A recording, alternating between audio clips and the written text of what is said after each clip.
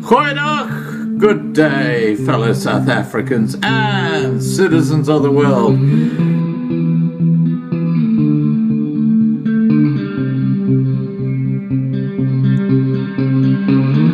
I've been looking around for salvation. I've been looking around for the truth. All around me I see frustration, and I looked all over till I found you. I sit and listen to your stories, and you're telling me, please don't worry. A lot in this world you should know, and love in life is where you should go. If you're looking for somewhere to go, if you're looking for someone to know, if you're looking for someone to guide you, then love in life will guide you.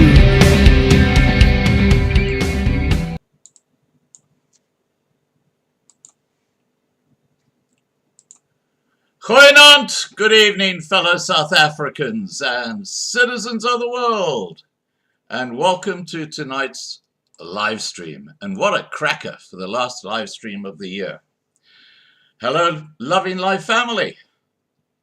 First off, earlier today I had a lengthy video Skype chat with Bassasa's Angelo Agrisi, who is now out of hospital and in a hidden, secure environment.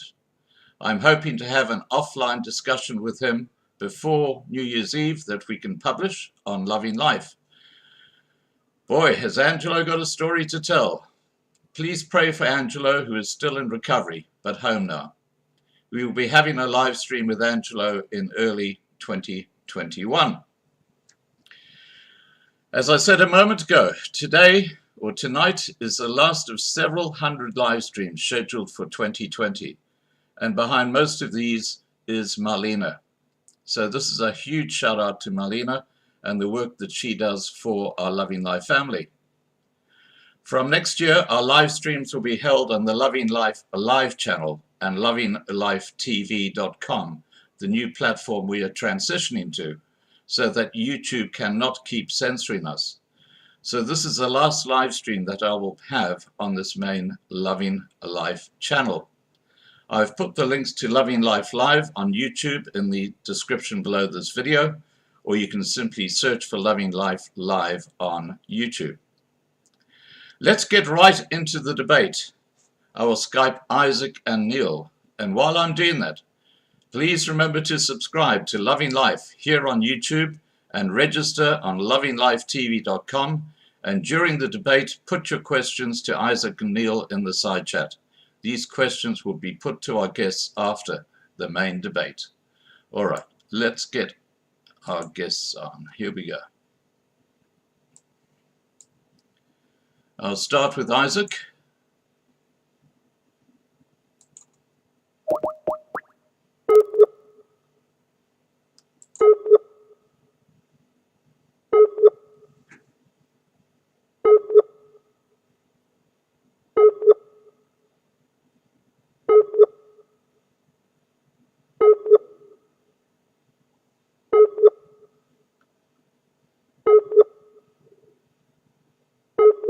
I spoke to Isaac just a few minutes ago, so he's certainly prepared and ready. Okay, let me try again.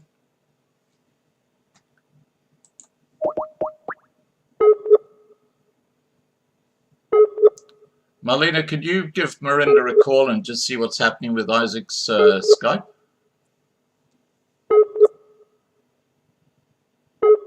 While I'm waiting for that, I'll just get Neil de Beer on.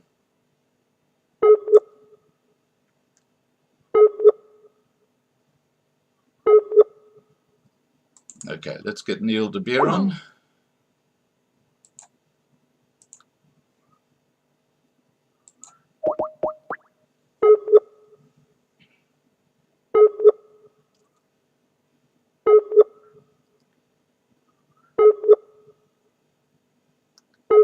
What is going on?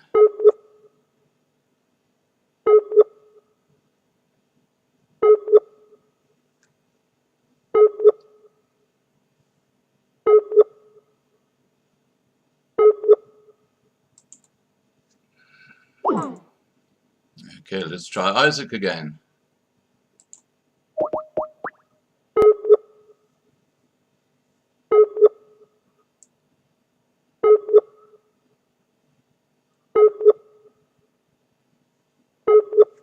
Actually, you might be using the other phone. I'll just check that. Isaac. Sorry, guys. We did do a test with Isaac just a short while ago.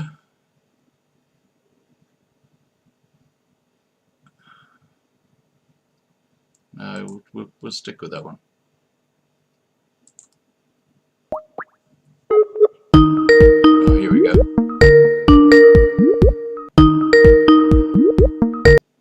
Hi, Isaac.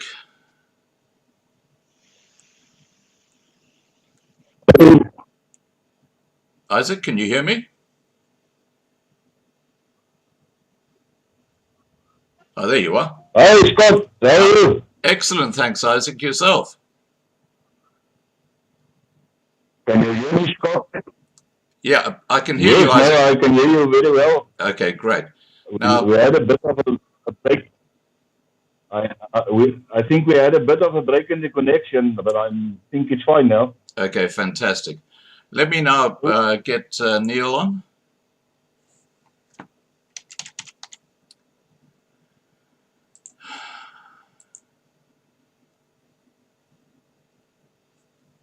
Okay, I'm just calling Neil de Beer.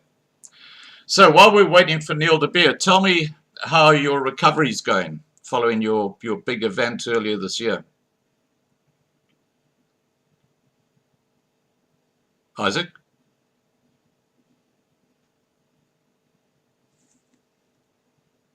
Hi, Isaac. Can you hear me, Isaac? Scott, I think I'm a walking wonder. Oh, I think so. I can hear you. Can you hear me? Yeah, absolutely I can. Okay. Marlena, can you just check what's happening with Neil de Beer? Because it's saying he's unavailable.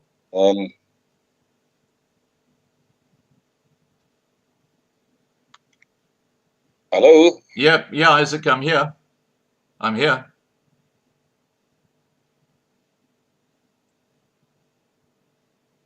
I just want to activate the speaker here. Okay. Speaker off.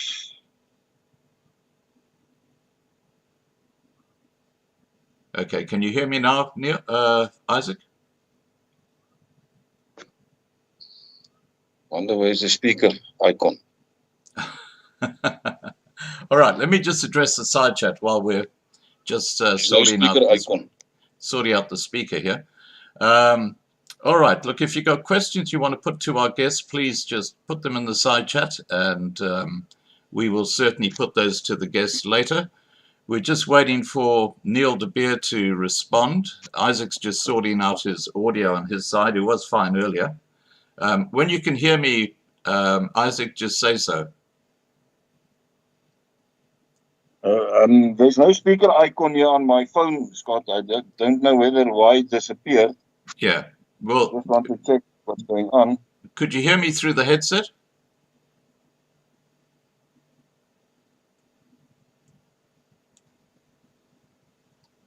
Okay, let me try Neil de Beer again. Here we go.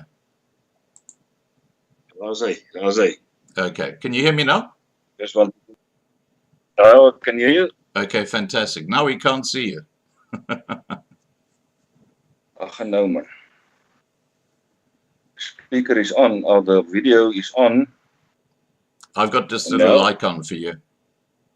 Oh, that's better. Now, there's something on the screen. I can see the screen, but it's just black. Have you got a hand or something over the camera? no, I don't. I just want to turn the camera around. How's that? Oh, that's better. How's that? Yeah, that's better. Now we're all set. Okay. So, once we hear from Neil de Beer, we'll be ready to rock and roll. Okay, no, I'm excited. Yeah. Oh, it's going to be, we got well over 1,000 people watching. And Marlena That's did good. confirm with Neil's PA just half an hour ago that he would be on. So we're just waiting for that to happen.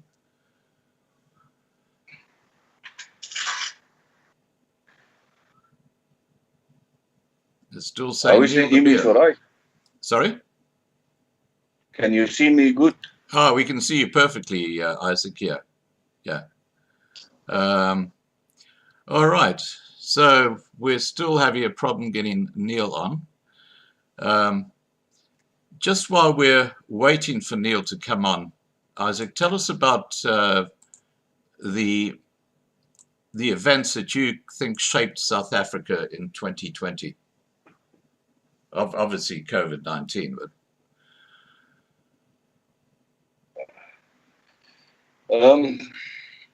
Scott, it's difficult to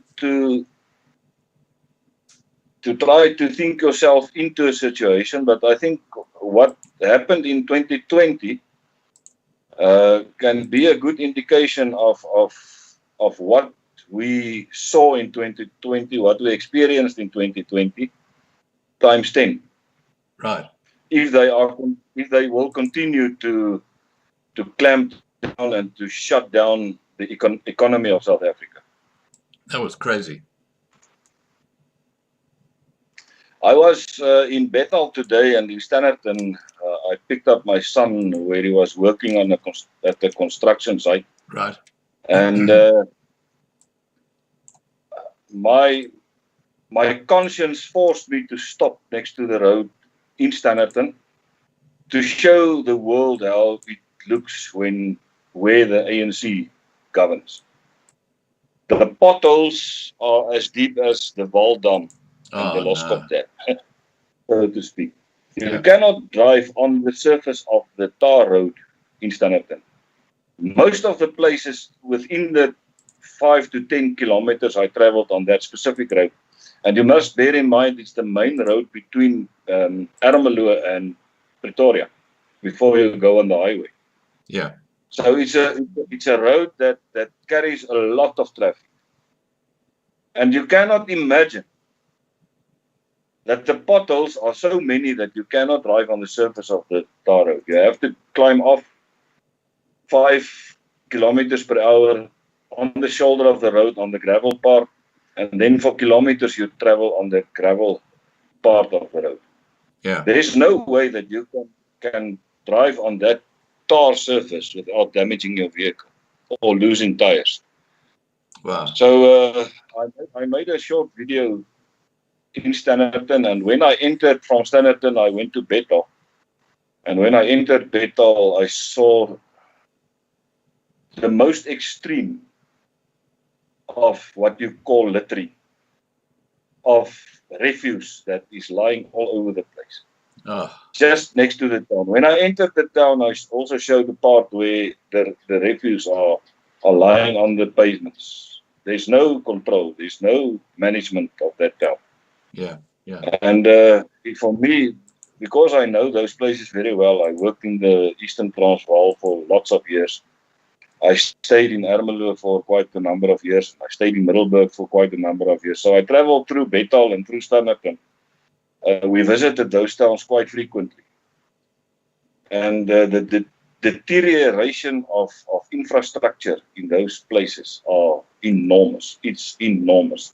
You cannot imagine what is happening in the small little towns of South Africa. Yeah, just give me a second here. I believe that Neil is not getting my Skype call for some reason. I'm just going to go through WhatsApp.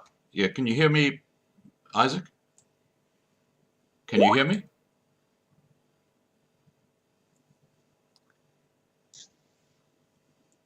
Isaac, can you hear me? Oh, here we are. Okay. This is, he's using a new Skype. That's why. Okay. Let me just get him on. Okay, here we go. Okay. Did you lose me, Scott? No, I didn't. No, you're still there. Okay, so Yeah, I'm going to set up. I'm going to set up a new Skype call. I'm going to start with Neil because he's got a very strange looking. So, Isaac, if you can just wait for my call back to you in a second, okay? Okay, must I go down? I'm going to shut this Skype call down and start again. So I'll be right with you. Okay.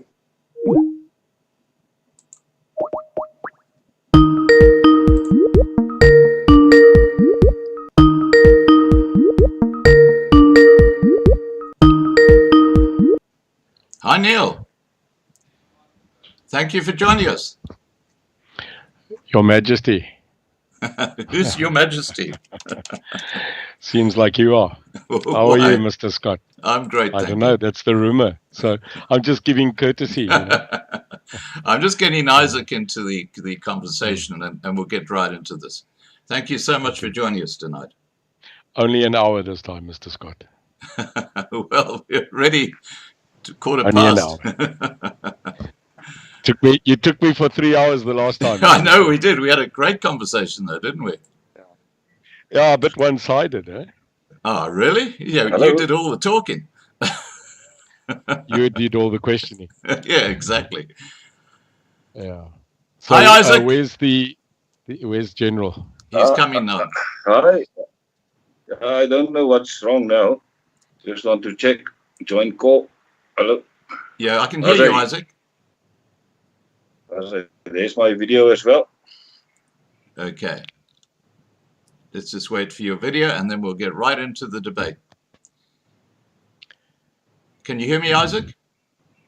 I can hear you. Can you see me, Scott? No, I can't see you at the moment. I just see an icon. Neil is here with us. Okay, I just want to see if I can connect with the video. Oh, wonder what is wrong now. Well, look, while you're doing that, Isaac, I'm just going to set out the debate, just so we're all on the same page. Let me just start by saying good evening, Isaac and Neil. I'll be moderating this debate, which hopefully will result in new bridges and bonds of trust being formed across the nation going forward. Neil is the leader of the new fast-growing United Independent Movement, or UIM, while General Izak van Zyl is the leader of the equally fast-growing Boerelegioen with a far more conservative Afrikaner Boer following.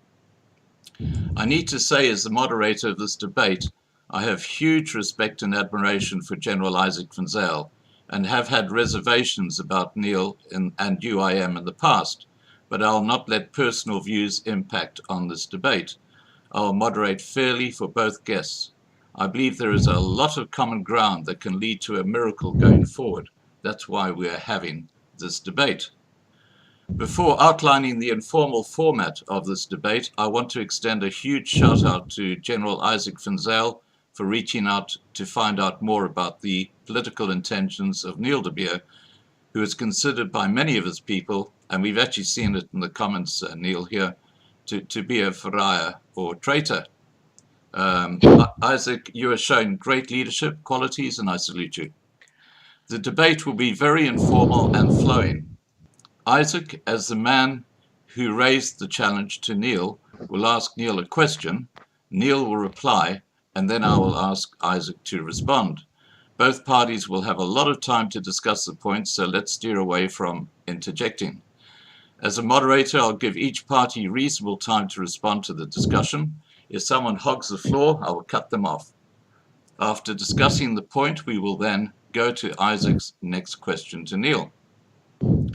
After we've gone through Isaac's questions, both parties will be given the opportunity to ask each other questions, and hopefully by the end of the evening, enough common ground will have been formed or found, allowing both to continue working together sometime in the future.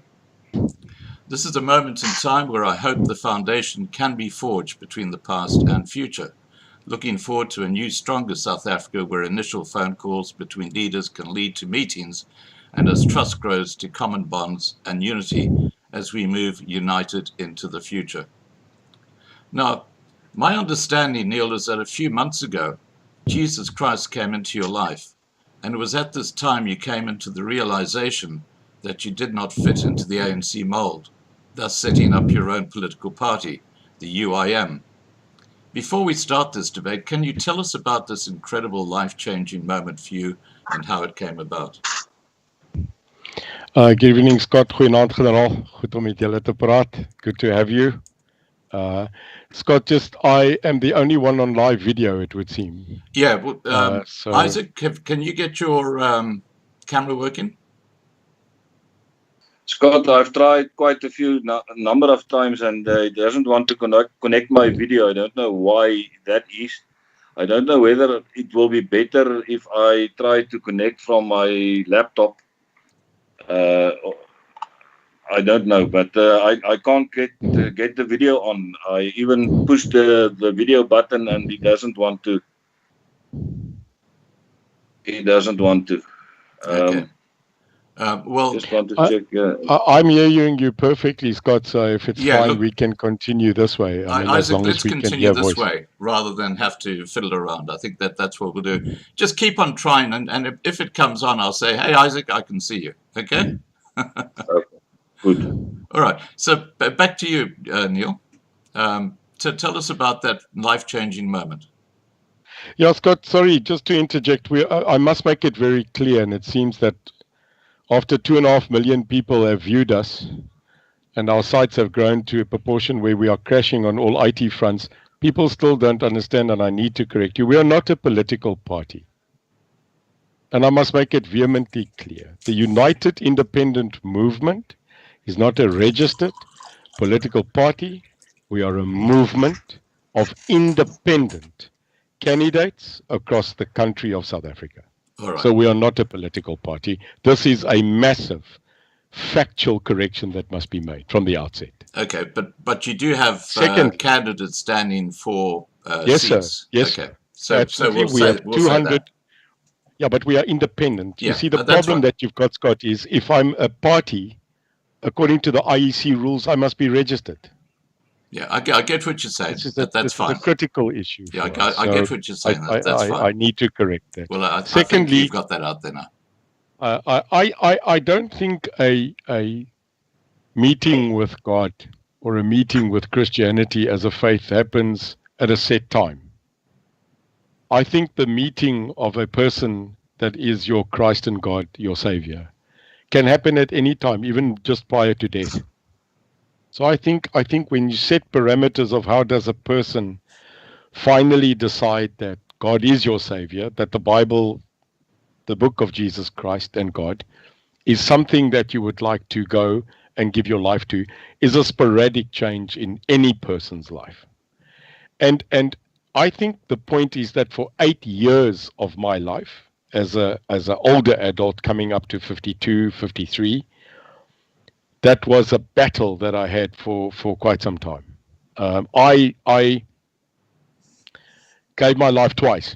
I've in my final anointment about 3 months ago, I called it a battle of two wolves, and I had 2 false starts before, where I decided to commit, and unfortunately, the people that took me into that turned out to be quite false.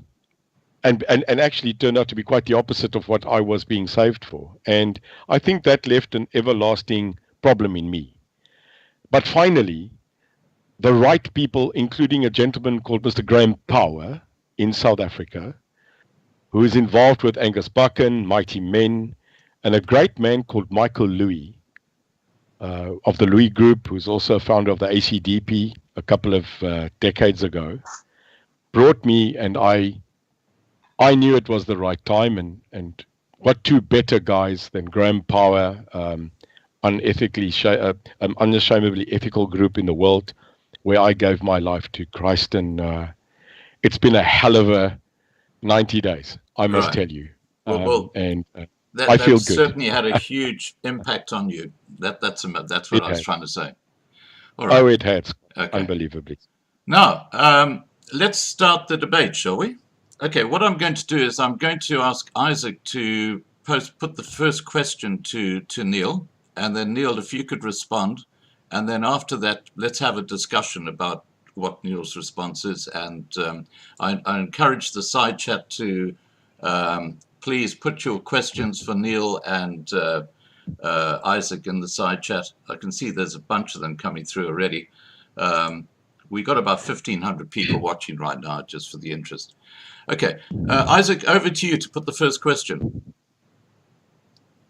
Thank you, Scott, and good evening also to Neil. It's quite a privilege for me to be on air in this format and to clear out some, I think, dark spaces between the more liberal thinking people of South Africa and the more conservative thinking people of South Africa, although we all call ourselves Christians. So for me, it's quite a privilege to speak to you and to get answers from you and to also clear up some uncertainties. That is for sure, as I went through your website today after you have placed the advertisement of this debate. I saw some of the comments and it's very evident that there's people that are very hostile towards the conservative part of the white community. And hopefully that we can find some common ground today where we can set the future of conservative and liberal thinkers as Christians forward in South Africa. My first question, Neil, is I just want to open it here because I got it on my laptop. I thought I had it on paper. I think you're much better in IT, General. I'm trying to catch up. I'm still of the generation where we struggle with the computers and the new stuff. You know? Okay, absolutely. Let's go. Neil, the UIM's manifesto, or I don't know whether it's your formal manifesto, but it's a document that I saw. It's clear that the people are coming and will govern South Africa. You also said that you will fight the war at the ballot box. Yeah. Now, my question to you is, how will you achieve this goal without appointing more corrupt political leaders in all the different portfolios when you won over the metros that you mentioned? I think it's 10 metros, no? Six metros. Six metros, okay. How will the racial compilation look like when you finish the process in cities like Pretoria, Bloemfontein and Cape Town? I just mentioned the three provinces because historically Pretoria is the head office of the former Transvaal Republic. Bloemfontein is the head office of the former Boerelegioen of the Orange Free State, and Cape Town is the head office of the Union, if we go along these three lines. Yeah. I think, General, just firstly, it's also a privilege to speak to you. I think I've been, the country has been buzzing, and I actually told them that what they thought would happen will actually be the opposite, because I'm a very open-minded thinker. I've been a businessman for 22 years globally. So it's a privilege for me as well to speak, and I hope at the end of today we can show this country that we are all South African and that we are willing to put out our hand and make sure that we fight for this common ground. I want to make it clear that I am never and was never going to follow this trajectory of my life. I think in my last interview, great interview with Scott, which he said, and I was happy with that interview. My line of business at the moment, and that's one of the biggest problems, is people don't actually know what I do for a living. The perception out there is that I'm a politician. And actually, I'm not. I'm an owner of a massive bank in the world. I'm a businessman. I own 9 international companies, so I'm not a politician. So the vehement shock of being requested by a group of very, very infinite businessmen and South Africans to go into politics was an absolute different change to my life. We then decided that my participation in politics has been an advisor. I've been a member of the African National Congress, a card-carrying member. I've never been employed by the ANC. And I've never been a member of the ANC prior to 94. I was a member of Umkhonto we Sizwe, the military wing. But after consideration, in business and being overseas for quite some time, and coming back to a country that I vehemently love, but do not have to be in because of my economic status, was when I returned to this land, I saw a country changed, a country that lost its moral ethos, and definitely a country that I did not agree with to be in 94. And I think that's most of us. My focus is crime, my focus is corruption, and my focus, the largest one where I can contribute, is the economic change, the economische verandering of this country as a businessman for 22 years, internationally. I therefore sat down and globally, in and out of this country, went and spoke to many experts in the world of politics. Because that's what I do. Yes, I was a spy. I was an intelligence officer, trained by the KGB, the oldest, one of the oldest intelligence systems in the world. So my whole thinking is strategy. And someone then said to me, if you're going to go into politics in South Africa, do not go the old route of political parties. Political parties in this country is over. The party is over. The future is individual candidates, independents. So, General, that's the basis of the UIM.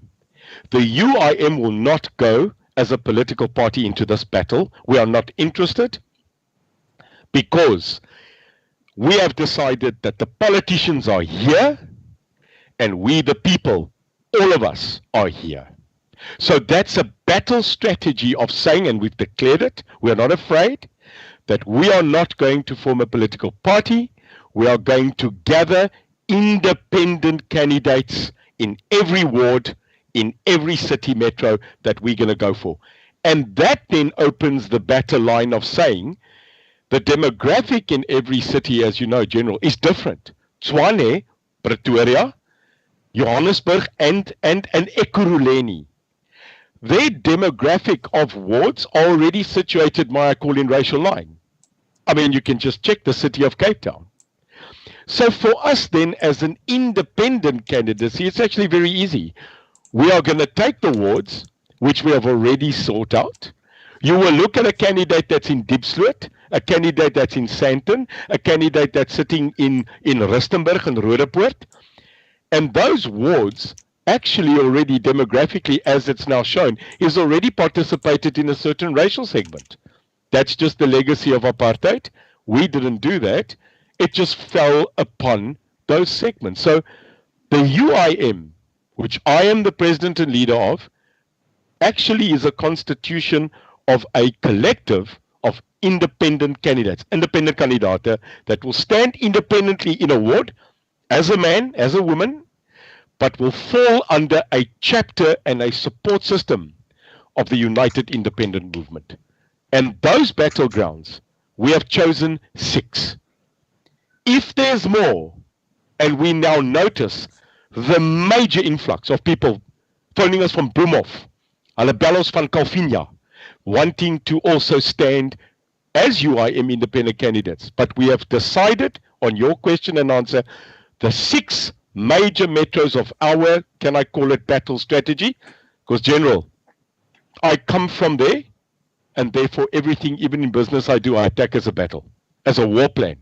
And we've decided that Cape Town, Port Elizabeth, Bloemfontein, Ekurhuleni, Pretoria, and Johannesburg will be the 6 battle groups that we are going to attack as the UIM candidacy for now next year, the 2021, and I think we got the date, Scott, yesterday, 7 August 2021 is going to be the local municipal elections. That's what we're going to do. We've got 4 strategies. We could have had 18, but the UIM are currently fighting 3.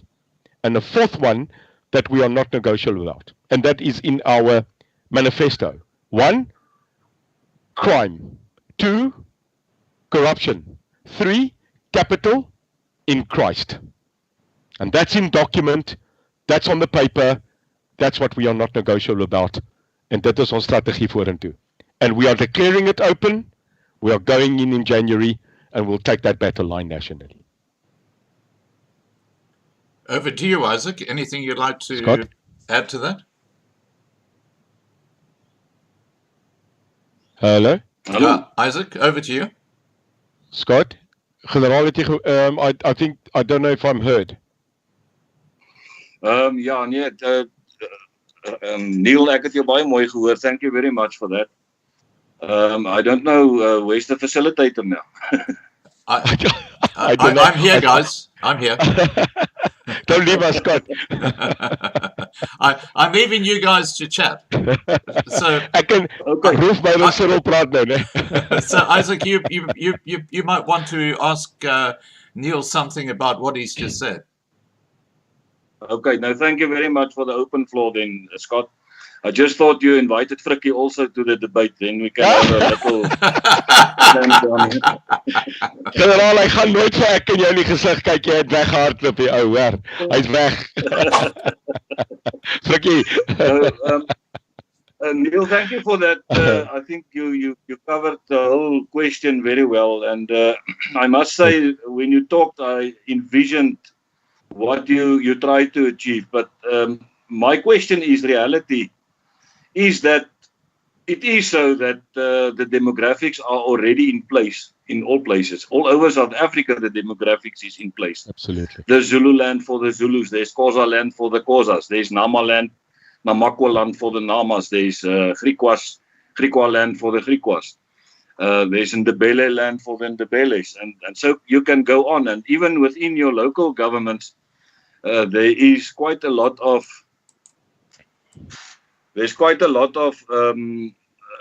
indication that the demographics are already in place, and you are very right.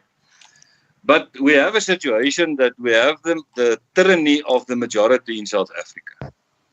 Sure. Where the ANC rule, they put in place what they want to put in place to the cost of the white minority. And so we can make quite a lot of, I can mention quite a lot of examples. The first big mistake they made causing the racial division in South Africa is to change historic towns to the names of their heroes.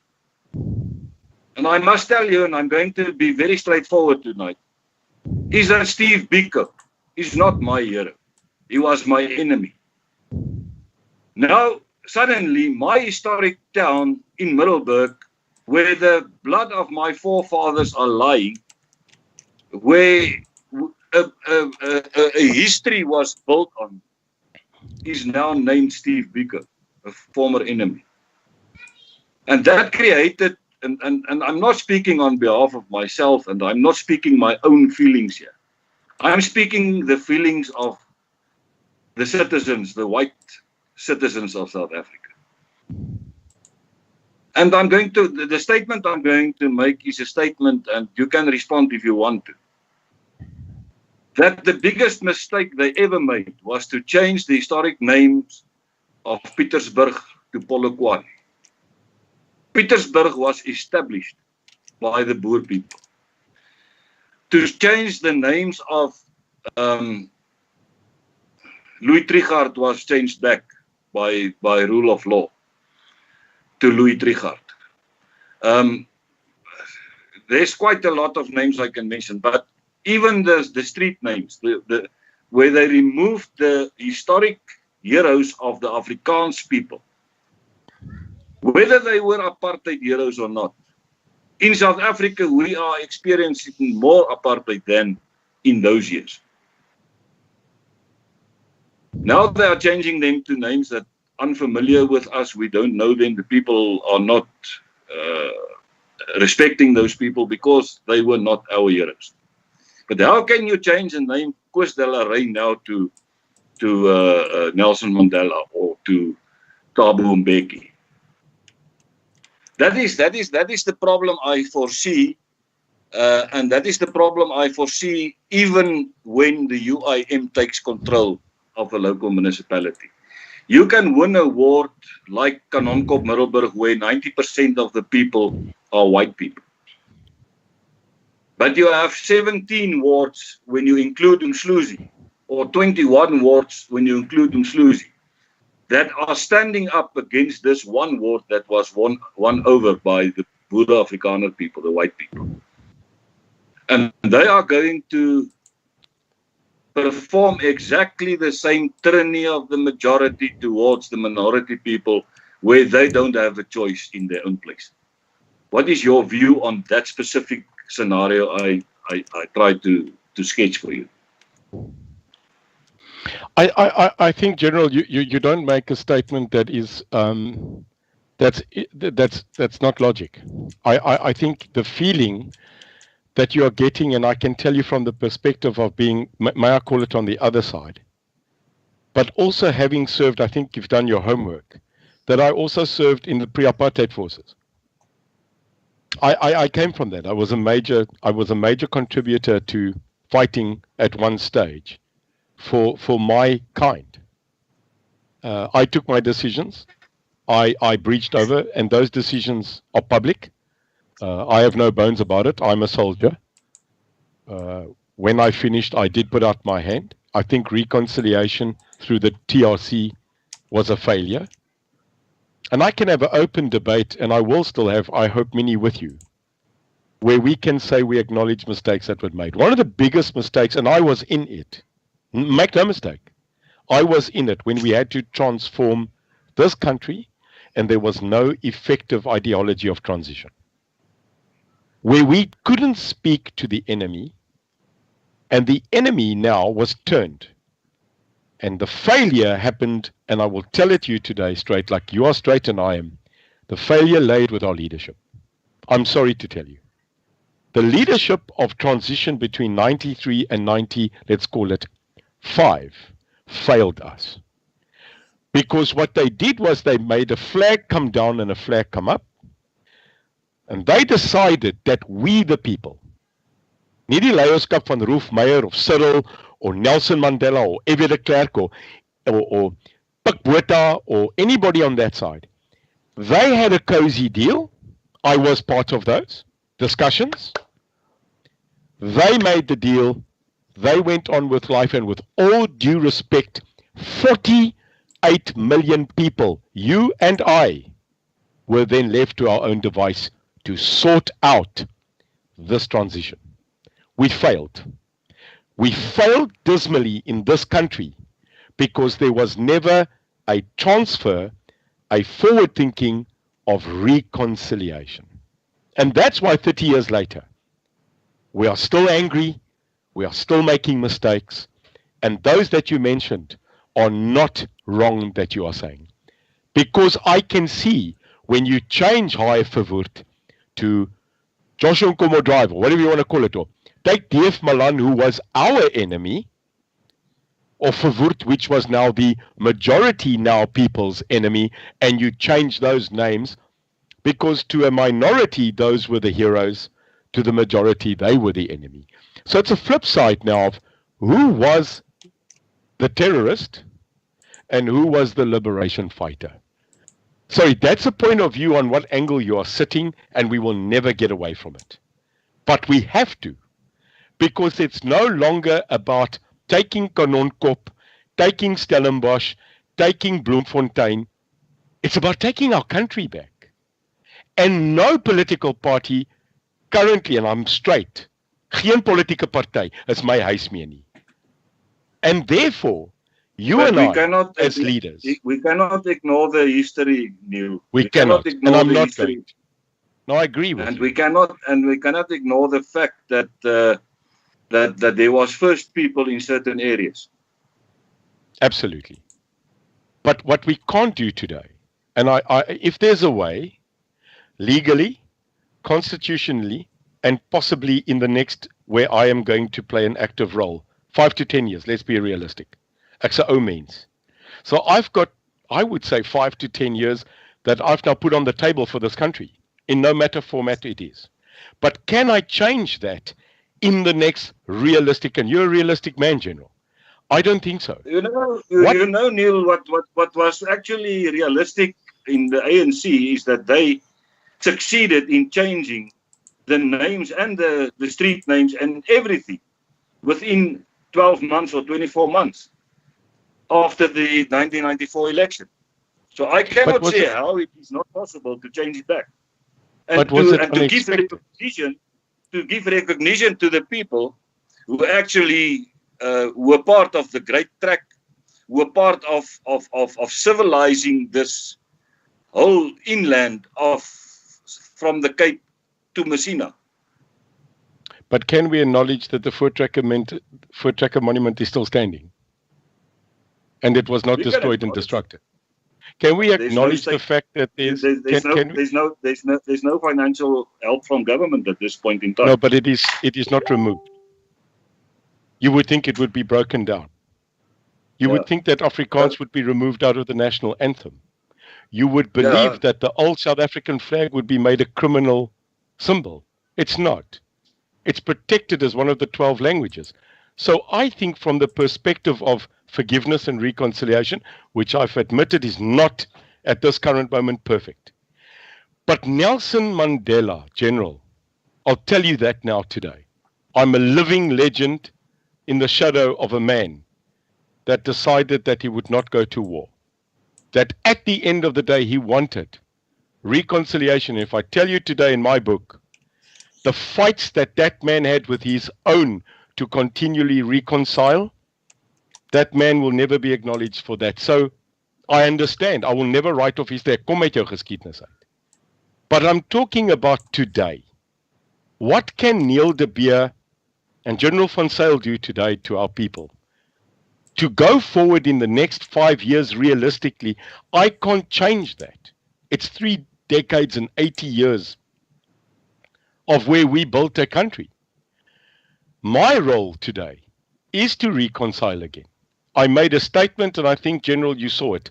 I left because I found Nelson Mandela's ethos of reconciliation no longer alive in the ANC. I can't find it. And I'm Afrikaans. I'm born in Stellenbosch on a farm. I will never write that off in my life. I'm trying to say... I'm not writing it off as well, Neil, and I acknowledge the role that Nelson Mandela had played after he was freed, but I don't acknowledge his role that he played during the days of attacking South Africa as a so-called struggler for freedom. You can't acknowledge it, General, because you are on the other side, and I agree with you. Jy kan nie reconcile met my daai nie. Jy was my vyand. Feitlik. Die feit dat jy misgeskiet het, ek weet nie hoekom jy my so misgeskiet het nie. Maar ek sê net, jy was my vyand, generaal. Ek weet, maar vandag kan ek met jou sit op 'n oop debat en ek kan vir jou sê, jy is nie meer my vyand nie, generaal van Zyl. Jy is nie meer my vyand nie. Ons vyand. I don't see you as an enemy as well. Not at all. Neil, really, although, can I tell you something, General? Can I tell you something? Can I tell you something, please? I need to tell you this. Everybody wants me and you to fight. I'll tell you that today. Where am I? No, I know that. Everybody wants you and me to have the biggest Barney on this program. I have seen the build-up. And you know what I said to him today? It's not going to happen. Because I'm not dealing with a general on the other side that is a non-intellectual, that doesn't have an open mind and doesn't fight for this country and its people. They were waiting for me and you, and I'll tell you one thing, General, I've got more respect for you than what you can imagine. So I'm not going to give that. I want to debate. I want to ask those questions and give the answers. And then I'd like to do what Scott said. What? Yeah, but I want to fight a little bit also. Jy mag. Jy mag maar. you know, we are soldiers now. And Yeah, but you know what? I tried- I'm actually what I tried to actually say is glad. I'm glad you I recovered. came with a long angle to try to make a point, and I didn't come to my point. But I wanted the to tell point I you, I'm wanted actually happy. Can I say one more thing? Can I tell you, I know that you were not well. I know I followed that you were for a period ill. And I'm very happy that you're okay. May I say that to yourself? I'm happy that you recovered. Ons het fighters nodig en onthou, generaal Staal breek nie, hy buig net 'n bietjie, né? So ek is bly jy's nog met ons. Nee, baie dankie. En ek dink ek het 'n nuwe hart en die fight is terug en ons gaan I'm back more stronger than before. So I believe that we can break through all the walls and through all the stuff that is hindering us. Absolutely. But the point I wanted to make is you promised South Africa a clean government without corruption. Eh? Absolutely. You also promised them that the UIM will look after the interest of all race groups. Undoubtedly. Am I right? And that you will unite black, white and brown. I think that's the dream. I think if we say to each other that you will wipe out corruption 100%, that's a lie. No government in the world will wipe out. That's a lie. But we can decrease it by 90% at least. Oh, absolutely. Absolutely, we can. I see you are also a crime fighter, and that is my main purpose, is to get rid of criminals in South Africa. Whether ja, ek het generaalstatus gekry, finaal. Alles het in my organisasie. Maar dan kan ons nou maar saam op die podium staan, why not? Nee, langs mekaar, maar ek kan vir jou sê, as ek en jy in een plek in gaan teen kriminele, ek weet nie generaal, ek weet nie of daar gaan oorwees nie, hoor. Hey, shit, we must leave something for the crows, né? Welcome you aboard. Explain to me, how will you get rid of the existing corrupt entities who are running all departments at this point in time? I think being in those entities and understanding, and that general has been a very big problem of mine, is because people's perceptions are that I was a politician, that I had the first line knowledge of the ANC's internal workings. Yes, I did. I did from an intelligence and from a security narrative, not as a politician. I think the fact, and I don't know if you've noticed, General, I've not been attacked at all by them. I don't know if you find that. I think if you troll all my Facebook accounts, the UIM, I don't think if you've noticed, not one person from the African National Congress, any person from the black or colored demographic has attacked or slaughtered me whatsoever. The major attacks on me has been from the minority, not the majority white narrative. And I totally watch it and I get it. That's a factual statement. Today, no, we have I want to also make a factual statement, and that is precisely the same with me. Precisely the same. Not even totally. One attack from the ANC or the EFF. Never in the 3 years that we exist, the hostile organizations attack the Boerelegioen. Dis ons eie mense. Ja. Dis ons eie mense. Nee, ek is jammer. Dis ons eie mense. En as jy daarna kyk, is dit eintlik tussen my en jou. It's very sad that we are sitting where the actual majority votes are the people that are not attacking us and that are actually giving us airtime, General. They are asking us. Want hulle is net so gatvol. Maar die pyn en kan ek sê die gif wat gebraak word deur ons eie, nie almal nie, is vir my baie ontstellend, generaal. It is vehemently upsetting to me. I must be honest with you.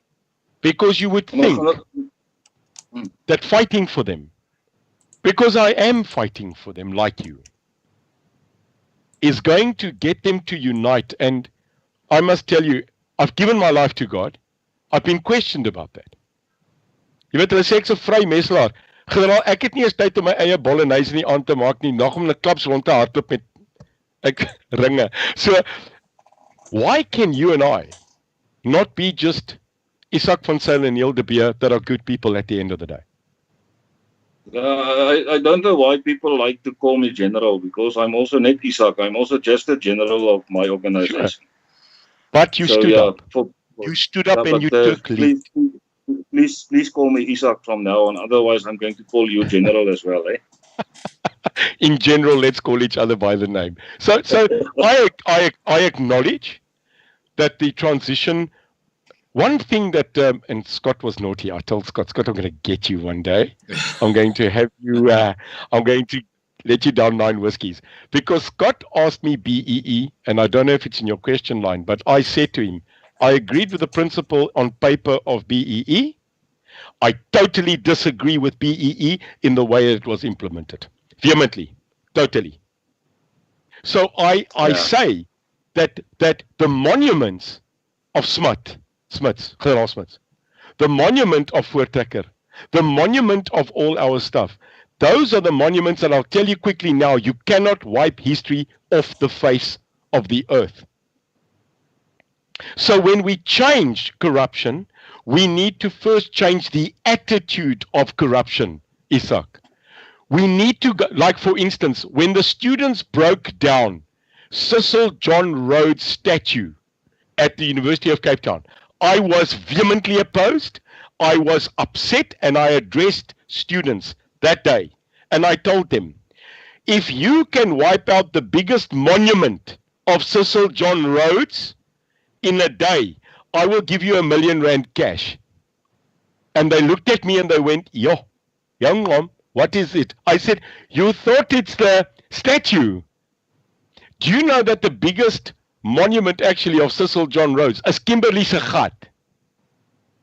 Nou as jy daai gat kan volmaak in 'n dag, Izak, dan gee ek vir jou R1 million. So we are ignorant to history by thinking that you broke one statue down, all the memories of Cecil John Rhodes is going to go away. Your problem was the institution of racism, not the statue. Yeah, when I hear you speak, I only identify.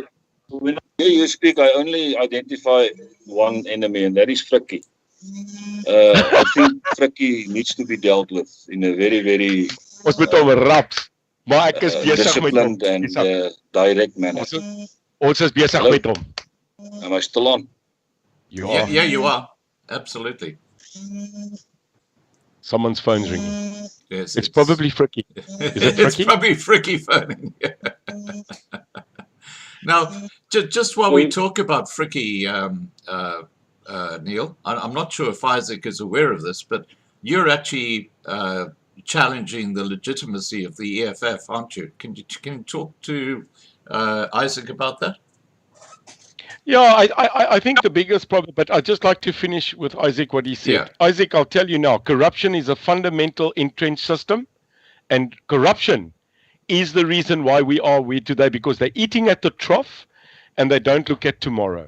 So to stop it, we've got to get we the citizens back into control and tell them, if you are going to be working for state, the principle is that you will go through several checks and balances. And I think, Isaac, that's what they say. What are we going to do to bring a new system? Well, I'll tell you, we've got many ideas as the UIM. And some of them is a lifestyle audit. And a lifestyle audit appointed in your contract of employment. Because it's only nonsensical, sorry, I'm a logical guy, that if you're a member of parliament, you get X salary. If you're a councillor at a municipality, your income is only X. So why the hell are you driving a Range Rover? Sorry, that's a lifestyle audit. So we've got to put checks and balances, but enforce them. Isaac, ons het die grootste wette in hierdie land. We don't need more law, we need more implementation of such law. That's clear to me. But we cannot move away from the fact that there's a perception, and I'm going to call it just a perception as it is now, that there's corruption in all the levels of government because of affirmative action. Because they removed competent people and replaced them with incompetent people. That is the perception. Now my question is, and I think it will link to what you wanted to say now, is because of the inequality, and I call it inequality because they removed people and that resulted affirmative action. resulted into a situation where we have 1 million, it's a quarter of the white population, are sitting on the streets today as I am speaking now. They are sitting on the streets, they don't have work, they don't have income, they don't have food to eat. There's about 2,000 NGOs, non-profitable organizations, who are providing food to these people on a daily basis. And that is an abnormal situation created by a policy that was created by the ANC. They called affirmative action, and they created the equity law as a result of that. Agreed. Now, as you're not a politician, you're a businessman, but there's not huge differences between a good businessman and a politician. You will agree. You're too sharp. So as a politician and a businessman, thinking like a businessman, what will be your first step to unite black and white in South Africa without taking drastic steps to level the playing field in the workplace, number one, and in sport, number two? I've got 3 things to say on that. Firstly, Scott, I'd like to just bring in Scott because irrespective of Scott, who he is, I have a lot of respect for Scott. And there's one thing I respect always about him, and that is no matter where Scott is, he's still a vehement South African. He's one of the few people that opens his mouth, and trust me, hy word ook maar gemoor. He's also getting on his hell.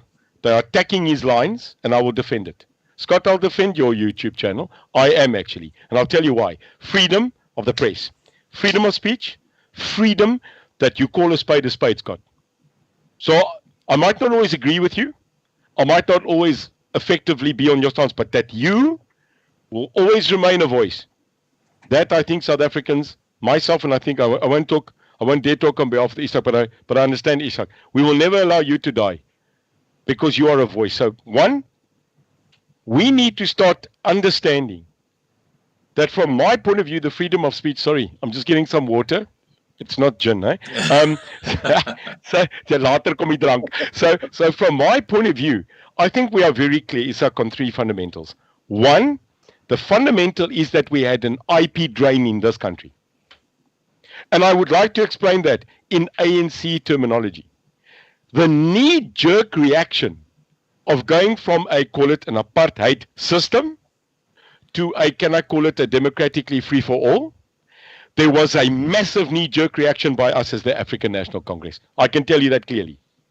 We wanted to take over, and that's another debate. Were we ready to take over? No. So that's another debate we've got to discuss, because you are talking to someone that was in the machine, factually.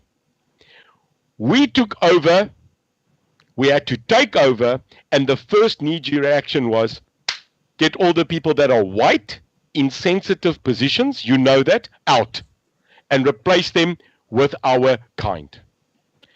Was that right? Was that wrong? Izak, it was wrong. Why? Not in the ideology of a knee-jerk reaction, but in the ideology of losing IP in this country, where the IP drain. Secondly, and there's no doubt about it, secondly, we never, and I think that's another debate, Scott, I would like to set up in the future. Absolutely. Did we really have reconciliation, Izak, in this country? So we had a TRC, where myself and Eugene de Kok and Dirk Coetzee and all of our people, where we had to sit and tell the truth. But did we have the R in reconciliation? So I want to sketch a picture and then I'll move on. A black family, this is a real factual scenario. A black family was invited to the TRC sitting in KwaZulu-Natal. They came because a security police officer was going to say that night, that day, where their son was killed and where their son was buried and murdered and how he was murdered. So I'm just saying from one perspective, there's other sides as well, I agree, but I was there. The security policeman described at the TRC, because remember, he had to talk the truth so that he could get indemnity. So there's this policeman stating how they took Simba, arrested him at the night, shot him in the head, cut his throat and put him into a grave. Covered it. And the mother sits in that court, in that hearing, and hears this. For the first time, she now knows how our 22-year-old son died. Here's the failure from both sides. They went home. That family of 5 went home and expected something to happen. And nothing happened. They were sitting in a rondavel, now knowing the truth, but no reconciliation. So for 30 years, that family and many white families, many other, I don't know if we know that today, for instance, Izak, in history today, the bomb went off in 1985 today in KwaZulu-Natal. It went off today at the Sanlam building. And it was a bomb planted by the MK against the other. Exactly. So there were not just people from our side, can I call it my side, and your side that died, all died. And who healed that? Who reconciled that? So if you ask me, Neil, what are we going to do about reconciling black and white? Ek het 'n plan. And the person that's going to help you and I to do that, I'll declare it tonight, is a gentleman called Chief Justice Mogoeng. He's going to help us. I have petitioned him, as you probably saw, 6 weeks ago in a letter and a verbal discussion on a channel, that we please relook on a religious basis, not a state basis, a program after 30 years of reset reconciliation in this country, where we go town to town under the guidance of God and Christianity, and we go sit with our people, black and white, boer en plaaswerker, and we speak as a nation of where are we in reconciliation. And I believe until we've not done that, no matter the political change, no matter how you and I fight on other sides, Izak, together, we will not be able to heal the hurt of this country. Right.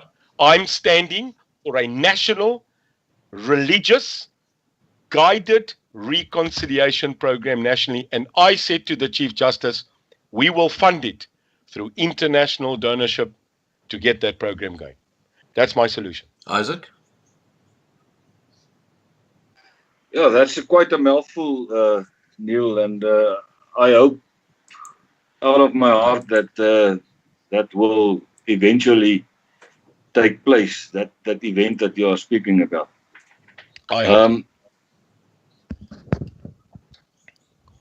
For the meantime, we are struggling, and we are, as a minority group, struggling to survive, number one. Number two, struggling to take ownership of our own identity as Afrikaner boerevolk, because it happened since 1994 that what was important to us, namely our language, namely our free religious practices in our schools and universities, namely our role that we could play according to our skill sets in the workplace, were taken away from us to a large extent. To so large extent that you'll find engineers, qualified engineers, working as normal electricians or normal absolutely waiters, normal low level people, and that is stuff that needs to be rectified, because you will not find in the black community anymore highly qualified doctors, engineers, and people who are working on the lowest levels. I didn't do proper research on this, but that is quite the observation that I made in my trip through Pretoria, Steve Biko Hospital and Unitas, and my tours around the country the past 3 years. And I don't think you're far wrong. I think you're quite right. And that is, we are sitting in precisely or in a more disadvantaged position than the blacks were sitting in the apartheid years of apartheid. And I can prove that by means of statistics that I saw quite a number of months ago. Where in the time where we had 2,000 trained doctors in South Africa, the rest of Africa didn't even reach that number. A lot of our people were sent, our black people who were qualified as doctors were sent to Africa to help in the hospitals and stuff like that. And we can speak the same for engineers. We can speak the same for all the highest qualified people. Now, I think the bottom of this problem started with our schools. Absolutely. And that is a question I want to ask you, and the way you are going to answer me is most probably going to direct my thoughts on how, if or not, we are going to support the UIM in everything you say and everything you do. What is the UIM stance regarding mother tongue education and own schools and own universities for the Afrikaans-speaking people? I think it's very easy for me. I think I'm very, very clear. Ek is mal oor my taal. Ek is wedergebore nie net in Christus nie, Izak. Maar ek het 'n herliefde in my taal gekry 5 jaar gelede. Ek praat 'n unieke taal. En ek het dit nooit gepraat nie, Izak. Ek het geweier om Afrikaans te praat. Ek wou nie Afrikaans praat nie. Want weer eens, ek en jy het nou self op 'n punt gekom, me and you got to a point where we decided we were enemies.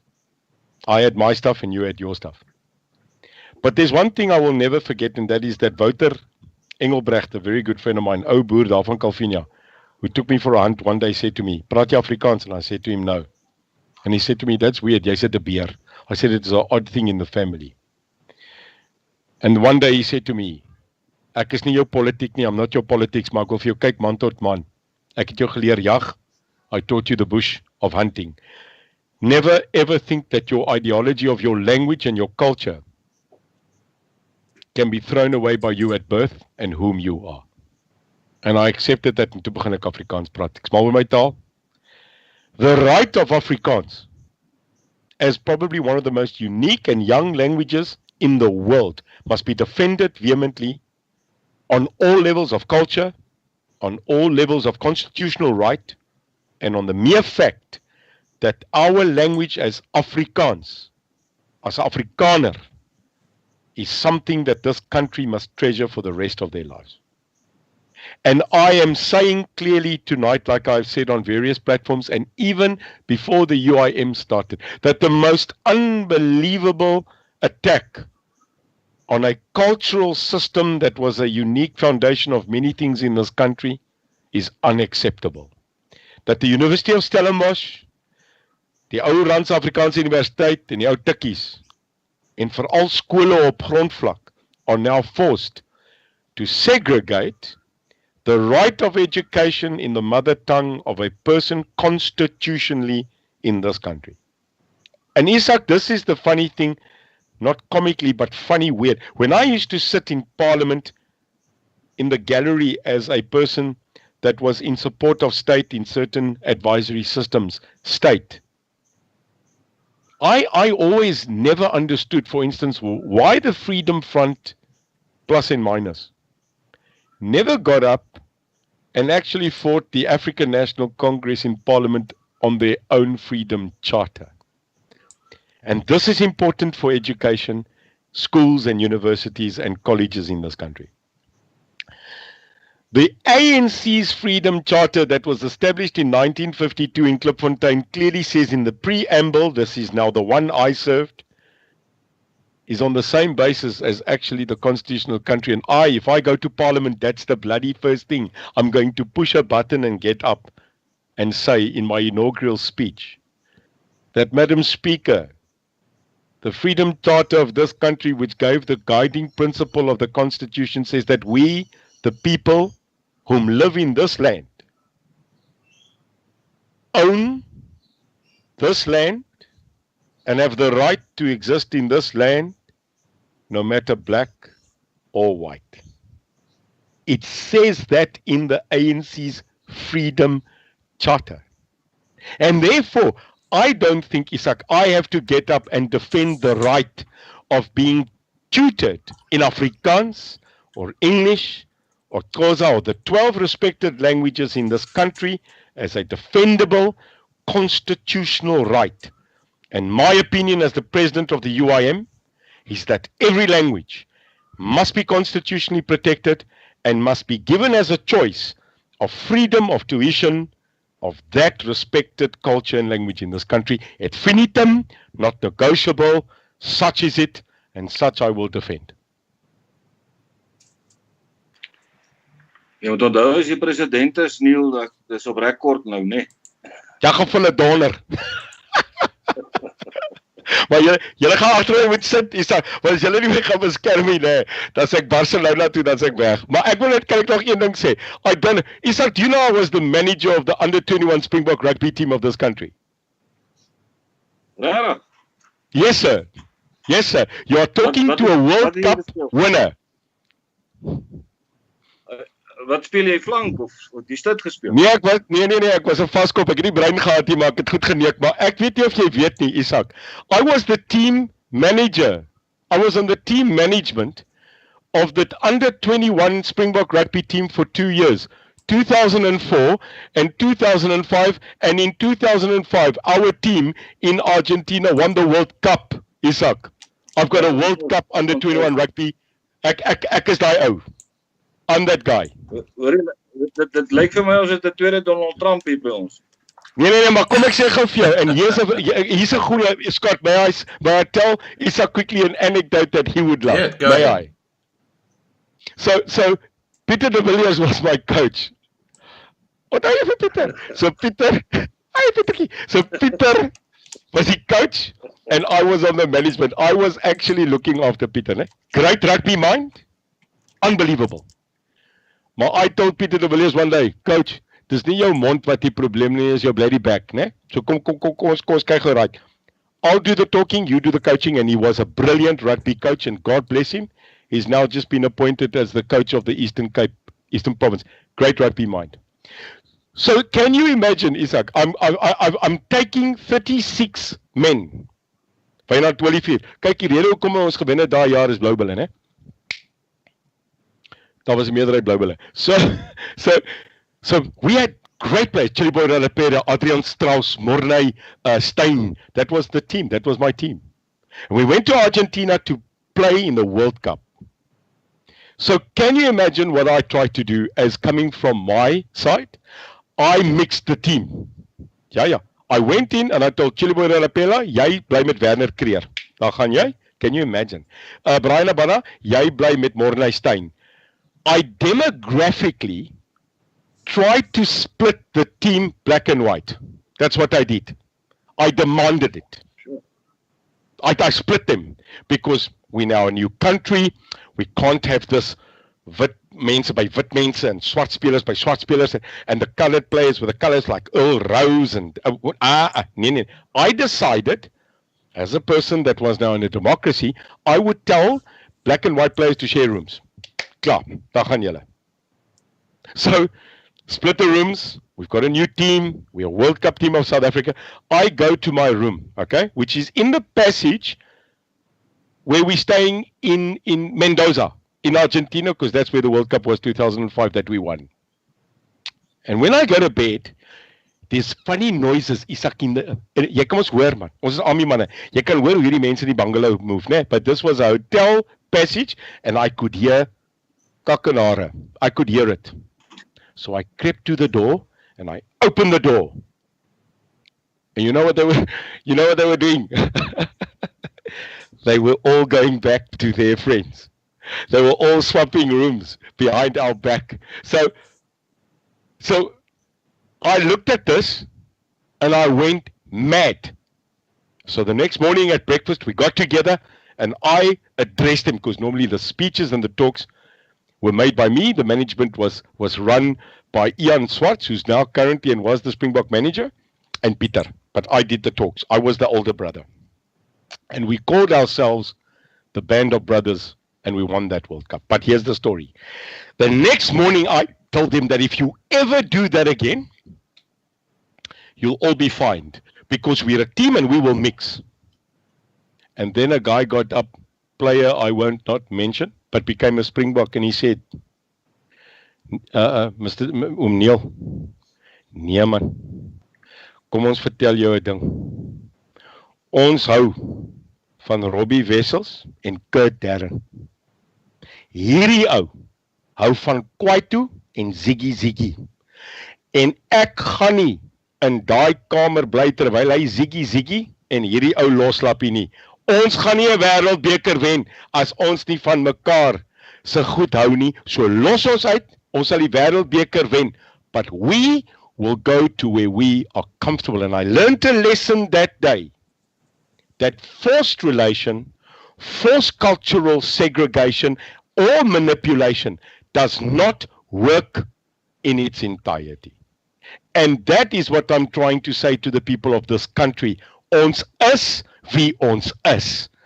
Die een nou sê, maar moenie ons met regulasie probeer forceer om van mekaar te hou nie. Izak, jy weet en ek weet, as dit 'n World Cup is, of dit nou Sipho, Johan, Gerard of Stoffel is, as ek 'n boktrui aantrek en ek staan in die stadium, if I'm standing in the stadium and I've got a rugby jersey on and an all black picks on Sipho, dan donder ons om hier vanaand. Tonight. Okay. But the weird thing about this country, Scott, is that when the World Cup is finished, the fighting again starts. Yeah. Now, Neil, let's get back to the debate. Isaac, over to you. Neil, so wat kan jy vir my sê oor jou siening oor quotas? It doesn't work. Quotas, no, I experienced it. Quotas don't work. Because why? It's not a thing where the one player is replaced by a black player or a white player. Can I tell you the person that suffers the most in quotas is the black player? It's not the white player. And we are speaking not about national levels, we are speaking about school levels. People, children with the age of, at the age of 9 and 10 who are discriminated against because they are white. And I think that should not be allowed in a future government. Can I tell you why? Can I tell you why you are right? I'll tell you why. Because we never defined transformation clearly to the people. We never did that. I did one day. At the National Sports Council presentation, I defined transformation for the first time. Transformation was never about, in my opinion, replacing white with black. Transformation in the workplace, transformation in society, and transformation at school level or sport level was about equal opportunity for equal participation. And we can start with the soccer team, né? Yes, sir. Frikkie, ek gaan daai vir Frikkie los. Ek's nie 'n soccer mensie. Maar I think you buy what I'm saying. Yeah. It's about equal opportunity. Okay, now guys, guys, that's important. I'm just going to interrupt here. Can we get back to the debate, because we kind of lost the track here. We're now talking about sport. Well, I don't think so. It's in his question number 4, Mr. Scott. Please read it. Isaac, over to you, buddy. I think this question will add on what Neil already spoke about, but I think it's important for us to hear what is your straightforward view on this issue. And that is the issue of the equity law, where it states that 90% black and 10% other compilation of the South African demography is allowed in the workplace. So hulle sê hierso dat 90% swart en 10% anders kleuriges, dit sluit nou wit mense in, are allowed in the workplace. How are you going to correct it as the future president of South Africa? I think it's very easy. Not easy, but I think it's a complex issue. We are 30 years down the line now. So firstly, we've got to define how long will this continue. We cannot ad infinitum continue with this because it's clearly not working. Now, you can continue with a system of a pro forma recipe, but the cake is a flop. And if we don't start introspection between us and saying that the economy of this country, no matter the past, needs fixing by putting people in skilled labor where they are indeed skilled. No matter, I'm sorry, no matter the color demographic of the individual. It's time that a policeman... Oh. Hello? Hi, are you back, Neil? Yeah, I got so excited I moved off my mic. I apologize. We've lost your camera. We got two little dots now. No, I'm back. I'm here. Yeah, but I can't see you. Oh, there you are. Now you're back. Okay. I know I've lost weight, but not so much. Okay, carry on. So, our biggest problem, and again, Scott, please, I'm performing to the debate's question of how do we sort out equality. Yeah. It's not about color. It's about skill. And one of the biggest mistakes we made in this country is to stop training artisans in this country. We have an artisan decrease, which means plumber, electrician, builder, brickie. They're gone. Now, Izak, you will remember because you come from a police background, where you were a lieutenant colonel. That's a rank. The problem we've got is, let me take a charge offer, Scott. In this country, I clearly remember being for a little while in that uniform. We used to have an old warrant officer sitting in a charge office in his last 3 years of retirement, controlling the constables and training them. Where's that warrant today? No, just talk about the warrant officer. There's no more warrant officer. When you go into a CSC, as we now call it, there is no senior. No, there's no senior that sits there and his sole obligation is to transfer IP into the next generation. It's not about equity, in my opinion. It's about skill. That's why we don't have a bloody minister who is currently knowledgeable about police. Mr. Tele, Mr. Becky, Stoeltjie, and Tafeltjie Tele never drove in a bloody police van as a constable. Never. That's why the leadership is totally segregated from the people on the street. So it's got nothing to do, in my opinion, with equilibrium of color. It's got about the debatable implementation of skill, and we've got to go back as that. And the only way we can do that is by adopting policy and changing policy into law. Once a party, an institution forms a policy, they transfer that into Parliament as the governing party, and they make it our law. We've got to get in so that we can change policies of discrimination, policies of not putting skilled labor in, and policies in place that changes not just the security and the corruption of this country, but the economy. Izak, I worked in 2009 in the government institution of Zimbabwe. I was put there for a year. I saw what happened in Zim. And Zim didn't fall apart killing each other. There was no mass murder in Zim. There was hunger. There was hunger. And if we don't get in and get skilled labor and skilled IP back into this country where we don't chase people away and make other countries wealthy, but try and harness what we've got here, I'm sorry to tell you, for the first time publicly, we will become Zimbabwe. Isaac? Yeah, I think we're on the brink of that situation unless there's a change of government. I can talk about it. I was there in that year. So that's the policy.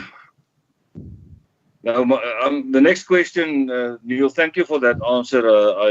I fully agree with what you have said, and I can associate with what you are saying. But the next question, and I think that is part of the big problem in South Africa.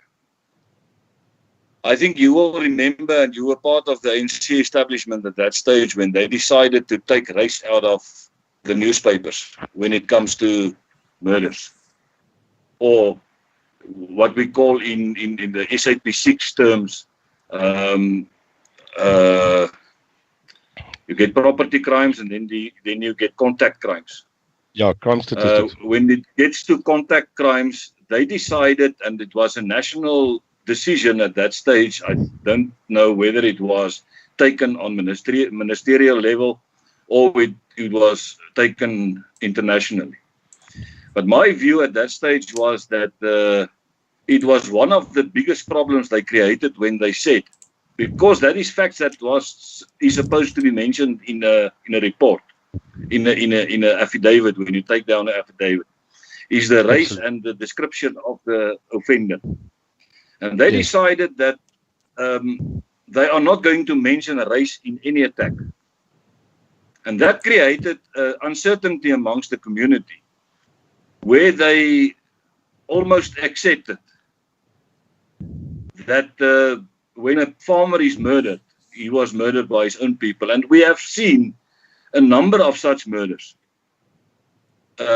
during the couple of years. If we talk about that 15-year-old boy who murdered his family in the Free State, and the Stellenbosch issue, and there's quite a number of such incidents. But we are speaking about 400 farmers that are killed in South Africa annually by black savages. And my question to you is, are you, as the leader of the UIM, willing to take that risk or that stance to publicly declare that 90% or 99%, and we can do that research, of all murders on white people in South Africa are done by black savages, black gangs, black terrorists? Are you willing to take that stance? I've taken it.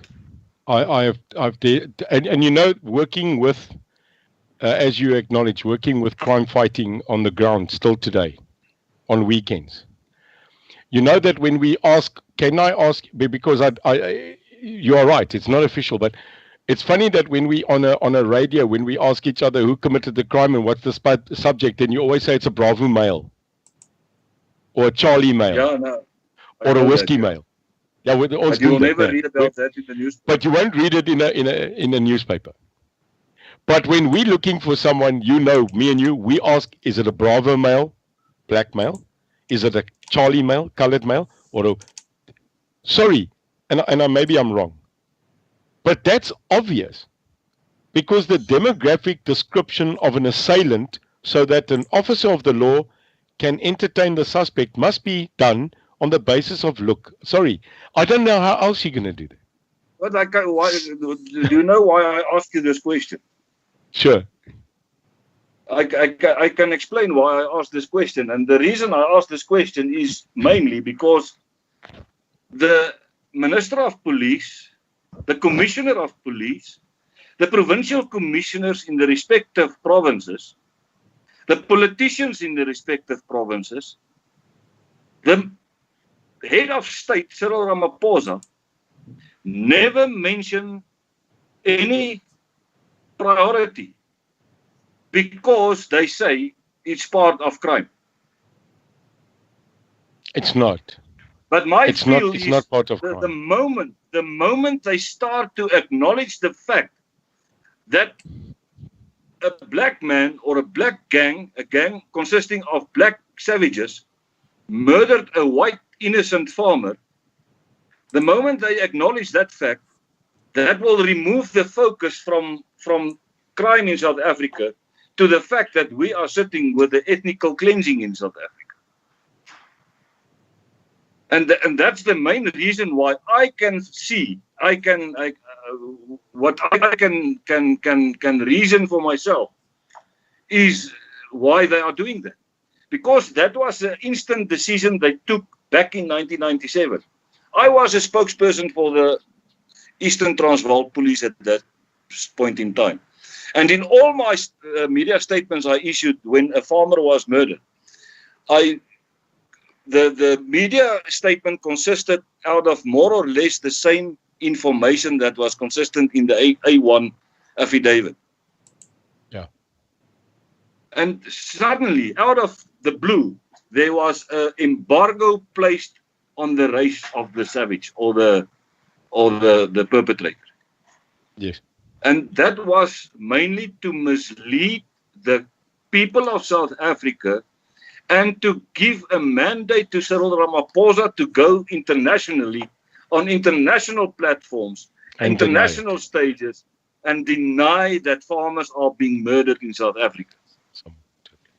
I agree. So And let's go there. That's why I ask No, you: you're are right. you, if you are a growing political movement?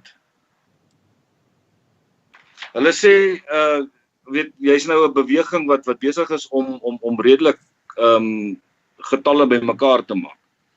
Baie groot. And I'm of the view that you should start making this type of statements in public.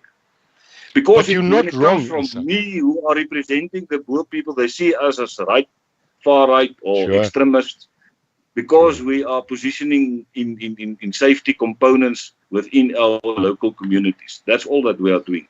We are working with the police, and we are trying to establish a sort of a civilian force within the communities that can do a proper job when the police are failing to do it, in events where the police are failing to do it. So we want to create a sort of ability, regain that ability again to address crime in our local communities. En dit is wat ons probeer doen. En dit is hoekom ek vir jou vra, is jy bereid om in die openbaar te sê dat hierdie moorde van swart savages op wit mense moet stop? Absoluut. Maar nie net dit nie, ek is bereid om dit te beklei. En jy weet ek is besig, nee.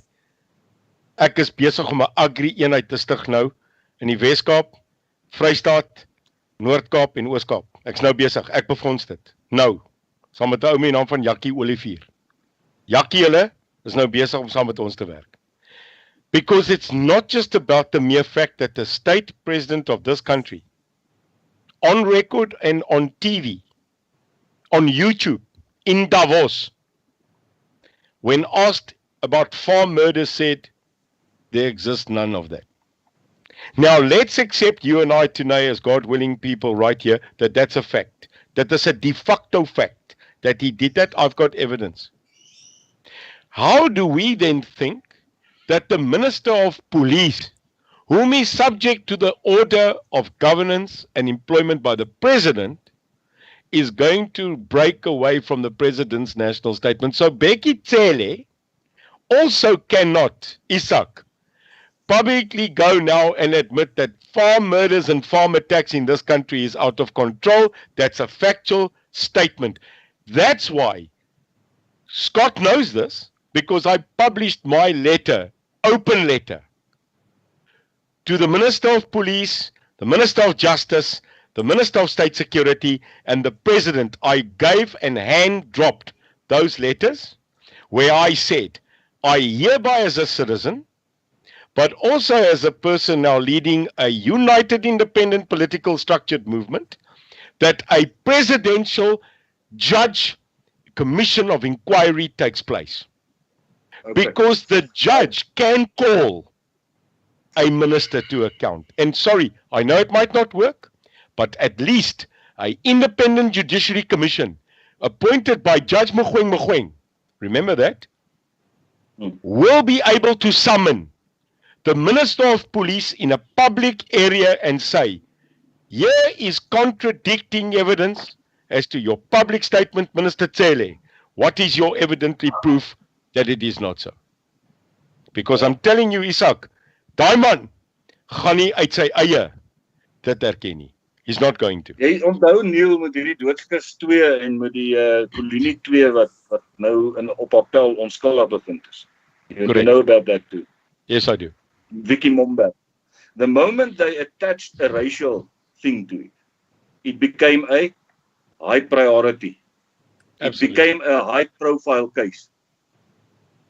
Would you imagine when they start to put racial labels, nie labels nie, speak the truth about the murders of farmers in South Africa? What profile that would enjoy internationally? I think it is already enjoyed. And when I say enjoyed, I think you and me agree. It is not called enjoyed, it is called the public knowledge and influence. Hulle sit nie die ras etiket om daai ding nie en hulle sal dit moet begin doen. But we can leave that for another debate. But my answer to you was clear. My answer to you was clear. Irrevocably, undeniably. The people perpetrating this crime must be identified. They must be sorted. They must be put on a platform. And they must face the Rogers. Because Izak, it's not sorry. Don't get me wrong now. I will count my words. It's not about the crime alone that is worrying. Because murder takes place in this country to a fact of nearly 123 a week in the Western Cape. A weekend ago, I stood again with police, with our security entity at a dead body of a young 22-year-old, and he was a colored male lying on that ground, stabbed in the neck. And I stood there and the mom cried. The people cried because that guy died. And I said to myself, there's a murder that's just been taken place here and a murder on a farm. Let's agree, murder is murder. But what makes me think a little bit differently, and I do acknowledge that, is the murder perpetrated on farmers is not just a blatant murder. There's a segment of torture that takes place in that crime, and that is worrying, that is upsetting, and that surely, in your mind, must set off alarm bells across the world as a crime fighter. Yeah. No, that is there's a racial motive. There's something wrong there, There's a racial, and that must be investigated. Isaac, your go. that must be corrected. And I think as long as the police are denying this fact, they are not going to get on top of the investigations. And then we will continue sitting in a situation where only 4% of all the murders since 1994 on farmers and white people are still running around committing, repeating murders. They are committing murders, and they are not behind bars. And that is the situation at this stage. Izak, I don't think it's the police that's denying it, because you know the people that are on the ground are it. I think it's leadership, may I say. I think it is leadership that's denying. I'm not speaking about the police on the ground. The police on the ground are people who are born to be police officers, most of them. Absolutely. Not all of them, most of them. And that's why they became police officers. But we are speaking of management, people in command positions, people on the top of the police, the ministers and the commissioners. And they are not acknowledging it. And the sad part of it is that there's Afrikaner and English-speaking white people also in that cadres. They are sitting in that on that levels, and they are not acknowledging the fact, and they are not pushing police management, to address this as it is. Because when the politicians started to drive a racial issue, when the Coffin 2 appeared in court, I'm not talking what they did right. It was not right what they did. But they didn't deserve the sentence they got. And the fact that they got that sentence, it was because of political pressure, making it impossible for the judge to issue a lighter sentence, for instance. And the same when we can succeed as part of the minority groups, and even the UIM, who are a broader, more conservative political movement, can start to drive this process in a direction where we can force, the judiciary to put maximum sentences on farm murderers, then we gone a long way to succeed. En dan sou ons 'n lang pad al geloop het om hierdie moorde te stop. Want dit gaan nie stop solank straf nie vir hulle afskrikking middel is. Can I just ek sien selfs met die hondermoord. Jy weet, daai manne is uit op borg en toe hulle nou weer terug in die tronk. Hoe kan jy vir so 'n moordenaar borg gee? Now, can Jy I kan nie just vir so 'n ou borg. He's a threat to society because he cold-bloodedly murdered someone. And the same counts for all murderers in South Africa. And Christians, as Christians, and that's actually the point I want to make, is dat as Christen, as kinders van die Here, moet ons begin saam staan teen hierdie savages. Ons moet begin clamp down op hulle. And the civilian forces can play a huge role to establish abilities to drive intelligence, to get information, follow up information, identify the perpetrators, get hold of them, recce them, and arrest them. Agreed. En dit is die punt wat ons probeer maak oor al die tyd. En ja. Okay, now Rudy Geldnys, I expect Izak to be much stronger and hold his own, but simply isn't holding his own in this debate. Nou ja, die ouens sê ek draal 'n bietjie af. So ek gaan jou 'n bietjie ernstige vrae nou vra voor ons is before amper you klaar do, nie. Isaac, I just want to add to this discussion when it comes to the police. I had a live stream just the last couple of days with a lady, Elsa B. Jane, who represents Patriots for Minorities. And she was on because she was talking about a farmer in the Scotborough area in KwaZulu-Natal who was literally set upon by 20 police from Umkomaas. And they set on this guy because they wanted him off the farm so their mates could go and take it over without paying a cent for it. They basically were trying to intimidate him. They nearly killed the guy. 20 police. Now, she's actually gone to IPID, who have identified these 20 policemen. They've actually know where they stayed. They stayed in hotels. They came from all over the country. It was clearly just a gang attack. But it was police who nearly killed this farmer. They actually came into his house and nearly killed the guy. Now, we're talking here about the police actually defending farmers. What about a situation where the police are the attackers? To who's the question, Scott? We are I'll seeing put it that to every day, Scott. I'll put it to you, Neil. What are your thoughts about that? I mean, what about the quality of the policing? Can I first bow to Izak? Yeah, go ahead. I think Izak needs to finish, and then I'd like to follow after Izak, Sure. please. Izak? Okay, thanks, Scott. We are seeing it every day, and that is not an acceptable thing in South Africa. And that's why I said to Neil that there's the larger percentage of police are still police. But we have a faction in the police that are so corrupt.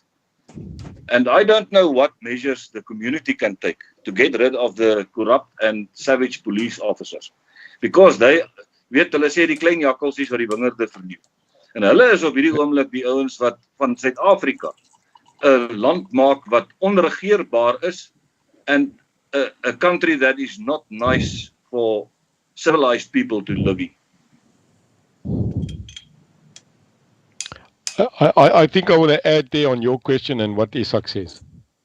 Go ahead. The majority of the people that I work with, and I can physically testify, like Izak, I work with these members in uniform for the past 243 nights in uniform. And I can tell you that the majority police officers on the floor are there to die, and they are ready to die for us. But what we cannot allow is that, you know, I'm also a bit of a hotelier, Scott. Ek het 'n bietjie van 'n hotel. En Izak, as jy nie my wynplaas toe kom nie, nê. As jy glad nie weet waar ek in die Weskaap is, want ek maak 'n goeie wyn. I'm not here to promote my business. If you have a restaurant, Scott, and you go there and you eat a bad steak, they don't call the owner and say, excuse me, I've been eating here for 10 years. That steak you just served me is bad. You know what's the South African mentality? You eat your steak, you walk out, and you never go back and you tell everybody in your town that's the worst restaurant in earth. And the poor owner doesn't know you had a bad steak. It's the same with the police. One bad cop, 9 bad cops do not make the police bad. And it's those rotten apples, and I have evidence of proof, like many of us here, that it goes not just to one level, it goes to many above beyond levels of corruption and bad cop. And it is up to us, it's up to the citizenry. I will repeat it again.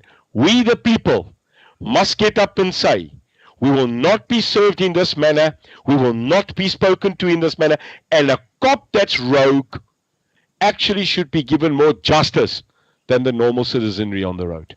But then, Izak, I'm also petitioning, being a person that comes from uniform, that today if you kill a policeman, it should not just be a charge of murder, it should be a charge of treason as well. So like we attack them, like we want to wean out those corrupt, we must defend our members and our people in uniform. But here's the kicker, Neil. Here's the kicker. Those 20 corrupt police who've been identified by IPID, they have not yet been called up to explain what happened. They're all claiming sick leave and trauma and stuff like that. And IPID are just doing nothing about it. This is the problem. This is why. But what are we doing? This is why those 20 police now is becoming an issue, because the police service itself is doing nothing about it. But what are we doing? See, this is the thing, Scott. If they protect their own, fine. But then we as citizens must get up and take it to the highest authority, be it in you, in the media, and we must start getting up and being more voice. And I'm talking about, and clear, not just white, but everybody in this country has a constitutional civil right of living in peace.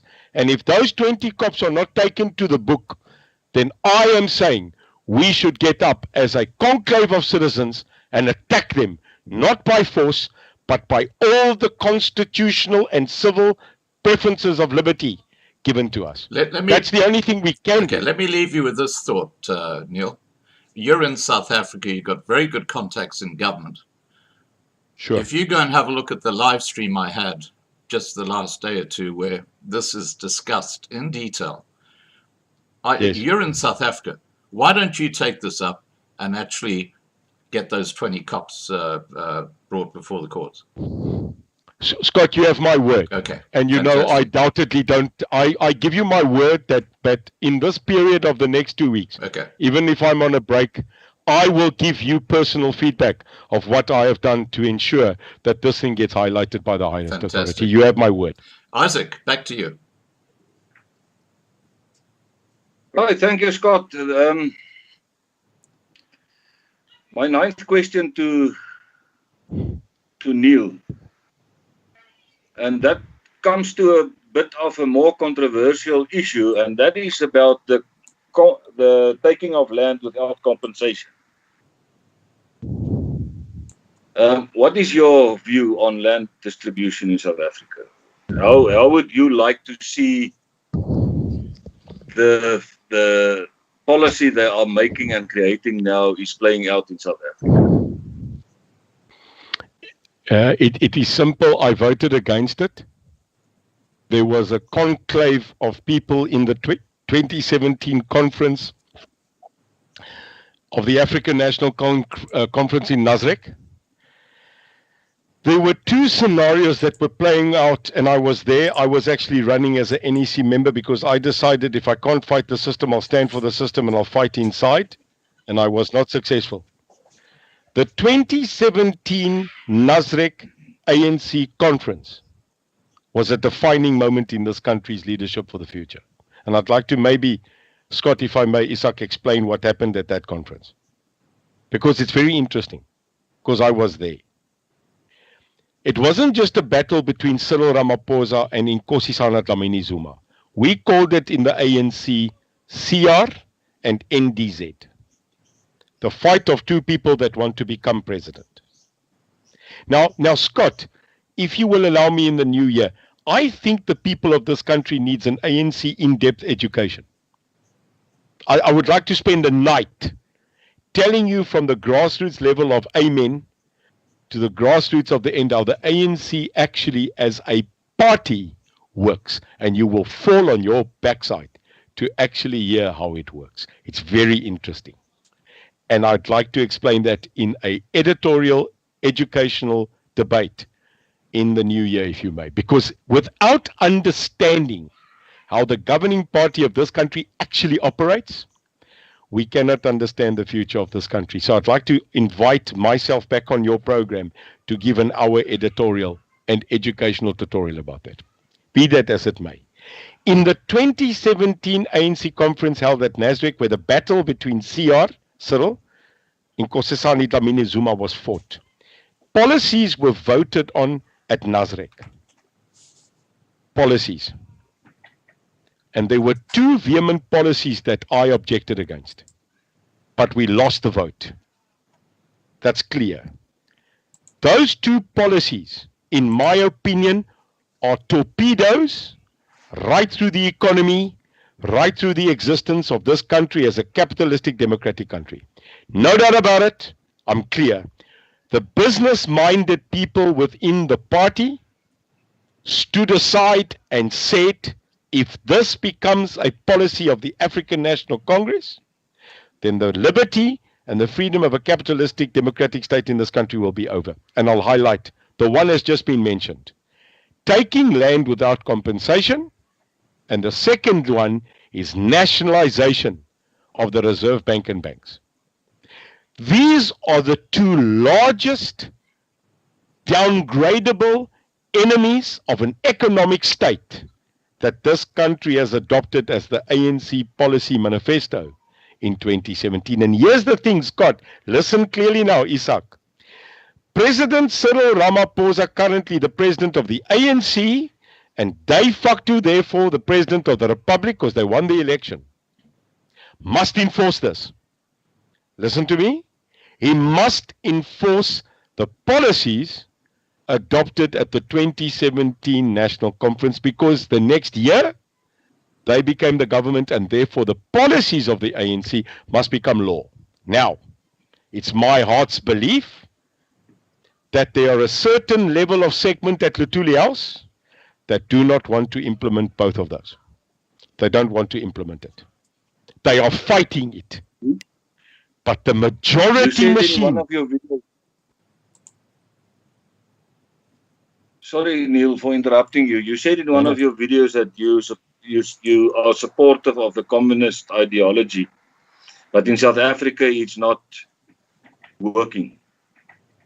I think globally it's not working. I think internationally, on paper, communism is a great ideology, but in practice, it's non-existent. It's non-existent. That's why there's only two communistic countries left in the world, Cuba and North Korea. And they are in doubt to me if they're really communistic. But in South Africa, it's currently working on the black majority. It's not working because there's absolutely nothing. And I had an argument and debate with the SACP. I had a level debate with the South African Communist Party, and I told them, you are not communists anymore. Sorry. You can't be communist. You socialists. You are a socialist. You are not a communist. And then I was told, yes, but we did the T-shirts. So, okay, so we stayed communist. So the problem, Grappie, so the problem you've got is I want to tell you that, and this is the interesting, Izak, is that's why I wanted to tell the nation at a different level, because we are running out of time. But this is an interesting debate that you know that the majority of our leadership currently in this country are communists in thought. Now, question, how does a communist in thought run a democratic capitalistic country? No. I'm sorry. You can't. Oil and water can fit in a drum, but they never ever mix. And that was my opinion about the degradation of command and lead control, not of the system, but of the economy, and I'm an economist. Without money, without economy, this country's future is dead. So we cannot take land without compensation as a law, because international foreign direct investors, FDI, which I'm a specialist at this moment for the past 12 years, will not put a single rand in this country if their title deed, their ownership to land is not guaranteed. You can write it off. I am overseas more than 9 months a year. I travel. I am an owner of an international fund and bank.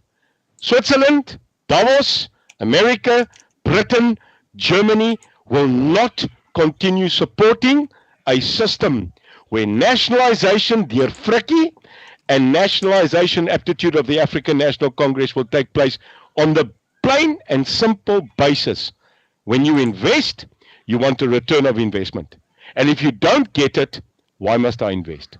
So no, I vehemently objected against it. My mind objected against it, but most of all, my heart as a person that understands global business, income, it will stand against it. And that is why also I can't find a home within that society. Isaac? Okay. No, thank you for that, Neil. Are you in support of self-determination where each ethnic group control and govern its own ethnic state? Or town? No, I'm not. There, I'm sorry. I'm not whatsoever. I cannot support that whatsoever. And I've got a reason for that. It's not just a no. I have a big reason for that. And may I say that the reason is not what many people will think that it is, a reason that I do not agree that people that stay in Oranje, that people that stay in KwaZulu-Natal cannot look after a cultural divide of seclusion. I cannot say I agree with that. I cannot support the total degradation of our boundaries and our borders in this republic to become conclaves of singular republics. On governance of breaking up the republic, I do not think, in my opinion, that that is the future of this country. And I also cannot see it happening in my lifetime. It is a euphoria to say that kind will stay, will segregate with kind. But I think in a global society, Izak, in a major populace of where the world has become one, economically, on trade, on capitalization, that I don't think that will work. In actual fact, Europe is a big person that conclaved in segregation, went to the European Union, and now fundamentally sorted itself not because of money, but because of absolute greed. But if a European system of hundreds and thousands of years older than South Africa have agreed that unity, and not culturally, but unity within an economic conclave, must be found to face a world economic order, not in the sense of rings and of prayer, but order to make sure that South Africa comes first. Africa first, because I'm an African. I was born on this continent. That I must start defending the African economy against the conclave of people that are taking not just our country for a ride, like China, like overseas entities that rape and pillage our country. That we must stop getting these people, cancel the bilateral contracts of all people that signed and renegotiate for SA first. I'm not negotiable about that, but on the basis of saying that we have to have self-determination, that we have to create those borderlines again. I cannot find currently a reasonable debate that can support that, Izak. And if that is probably this whole night where we really differ, and the rest, I can never disagree that I agree with you. That's a debate that we should have. Ja, ek dink dit is 'n debat wat 'n mens op homself moet neem, want ek dink daar is baie vrae rondom dit. En our view in this regard is very clear, and that is that the ethnical groups are supposed to control their own territories. And I think as long as we as crime fighters agree on the fact that we have to fight crime, We will disagree on the fact that as long as there is no line draw in the sand, and that is dat het direk te maak met die grens between your savages and the civilized people. We are, as Boere people, used to a territory that was governed well, that was clean, where the parks and the rivers that went through the towns and vicinities were well looked after. And that changed when we opened up the borders. And I'm not going to go into apartheid's debate. I think that is something for another time. But I think on most of the points we have agreed. And that Absolutely. brings me to the last point. What is the UIM's view on First People status? And how far will you go to grant such status to ethnical entities? Firstly, again, because I'm an open-minded individual that absolutely acknowledges learning and that can learn a lot from you. I've learned a lot from Mr. Scott in media, in accepting to understand. So Scott is a mentor in the sense of understanding this media that he's created, and I really enjoy it. And I'm going to surprise him. I'm going to pitch up on his front door and he will have to cook for me. But that's not the point. If you like pre-cooked curry, you'll be fine. I'm there. I'll bring the rice. No, I'm serious. I'm coming. I'm coming in the new year. I'm coming on a world tour. So Izak, here's the thing. I am open to debate. I am not a secluded one-track mind individual. I can't be.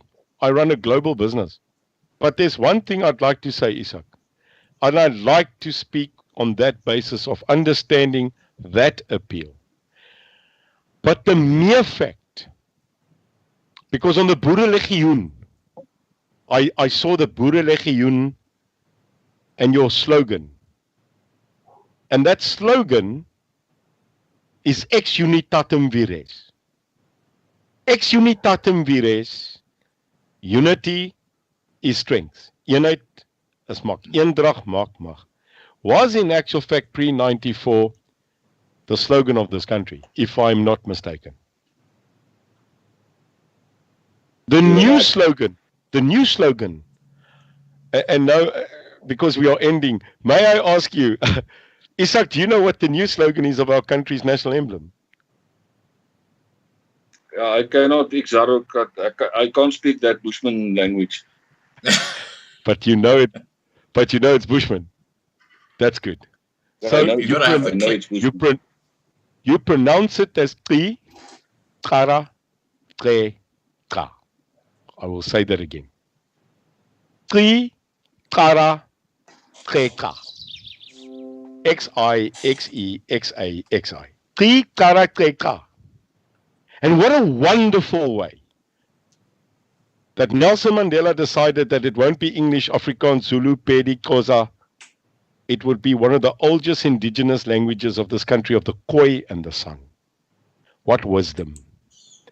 And he took that language and he said, I want this language to be translated. And they wrote down the new slogan, and they asked the Khoi San chief to translate it.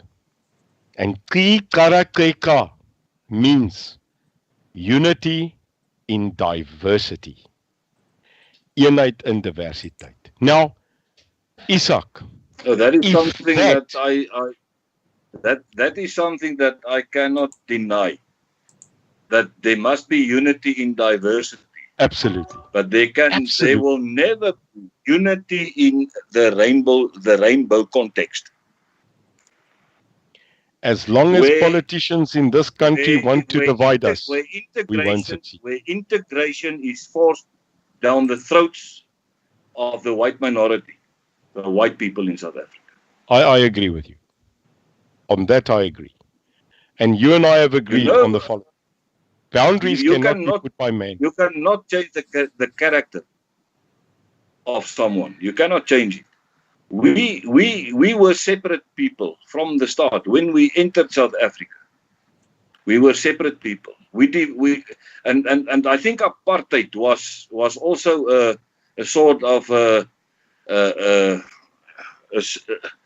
dit was 'n vloekwoord wat hulle geskep het. Absoluut. Waar hulle gesê het dat daar is gediskrimineer op rassegrens. Ja, daar was geen apartheid. Ons kan dit deny nie. We cannot deny. But I think the separation, the separateness of the white people was not intended to discriminate against other people. It was intended to protect themselves. Because they have other moral values, they have other aesthetical values, they have other ways of living and gewoontes en gebruike as ander volkere.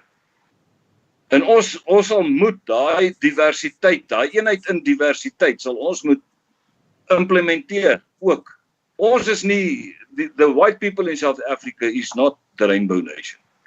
We are a very, very, very small entity. A very small entity in comparison with the rest of South Africa. And that makes us a very unique species in South Africa. Well, We have a very, very important and unique role that we are playing in South Africa. Not only in the workplace, but also on the Christian level, the level of practicing Christianity and setting an example. But we will not, and you will agree with me, Neil, you will agree with me. When 1994 approached us, everything was thrown open. What entered this country? Immorality. Immorality. And that is why the white people were the victims of immoral behavior. We lost our moral compass, Izak. Ja, ons het ons morele kompas verloor met die oopgooi van alles. Dis gone. And we have to return, and I don't say, I never said, we must return to apartheid, to an apartheid state. But we have to, for the survival of the white people in South Africa, om hulle te laat oorleef in Suid-Afrika, in hierdie moeras van misdaad en immoraliteit en, you know, when I drive through Middelburg, the CBD is a muurnes van bedrywighede. Why? Not because the shops are open. Because of the prostitutes that are standing on the corners of op die hoeke van die strate. Die dwelmhandelaars wat loop en handel dryf met dwelms. And who are the victims of this type of immorality? Our children who are not used to that type of lifestyle. Ons mense is nie gewoond daaraan. En jy kan kyk hoe ons Afrikaanse Christenvolkie vervalle geraak het, hoe die kerke geskeur. Alles is nou aanvaarbaar in die kerk, net om hulle lidmate te bou. And that is a shocking tendency, and on that note, I think your view on self-determination is a subject for a debate, and we have to find each other along the way. Maar vir al die ander punte dink ek het ons redelik dieselfde bereik. En ja, hier is 'n vraag wat ingekom het. Hulle sê, nou, jy het nou self gesê dat jy word deur jou eie mense geskiet. En die mense vertrou jou nie, juis omdat jy verbintenisse met die ANC gehad het. En deel is van hulle intelligensiegemeenskap. Nou die vraag wat ek vir jou wil vra is, jy die UIM begin en jy's open about it, you're open about Christianity. Maar ek dink wat die mense graag sal wil weet is jy regtig? Is jy regtig gekommit om ook na ons as wit mense, as boere, as Afrikaners se belang het om te sien. Nou ek weet jy is bevriend met baie Afrikaners, mense wat in die Afrikaner geleedere redelike hoë profiel het en dat baie boere met jou praat. Maar jy weet in die Afrikaner geleedere en die boere geleedere is daar verskillende denkwyses. Jy kry jou meer liberales en dan kry jy jou konservatiewes. Nou ek dink ek praat meer namens die konservatiewe deel van die wit gemeenskap. En die vraag wat hier opkom en hy's redelik baie geherhaal. Jy kan die side chat gaan kyk as jy wil agterna. Jy weet my sê hoe. Hulle vra Jy weet my leer. Hulle vra is jy bereid om 'n leenverklikking toets te deurstaan om net seker te maak dat jy is nie meer deel van daai wat ons beskou as die vyand se geleedere nie. Absolutely. 13 keer 'n dag. 30. Bring hom. Want hierdie besluit is 'n sielsbesluit. Hierdie besluit wat ek geneem het, hierdie aanvalle op my, hierdie aanvalle op my familie, this attack on my character of people that have never even met me. I have stood the test of ground. I have remained solid. And Izak, I've decided that I'm not emigrating out of this country anymore as what the plan was 2 years ago. I don't have to be here. I'm economically solid. Ek is om te bly en ons gaan mekaar dalk in die dorpe raakloop Ek het besluit, Izak, en hoor Suid-Afrika vir my. I'm in it. Someone asked me yesterday, Neil, yes so, we know you. Hoekom bly jy vir hierdie klomp, amper sê ek kak? Want jy het dit nie nodig, man. Toe sê ek, luister gou my broer. Hoe laai ek 50 miljoen mense op 'n vliegtuig saam met my en verlaat, Izak? Ons kan nie dit doen nie. My kinders, waarvan ek 4 het, jou kinders, en ons kinders se kinders, waarvan ek ook ons moet bly. En dis vandag my 12-jarige se verjaarsdag vandag. Hulle is hier buite die kamer, hulle wil koek sny. Ek gaan 'n bietjie koek eet hierna, né? Maar Izak, ek is committed. Ek is committed.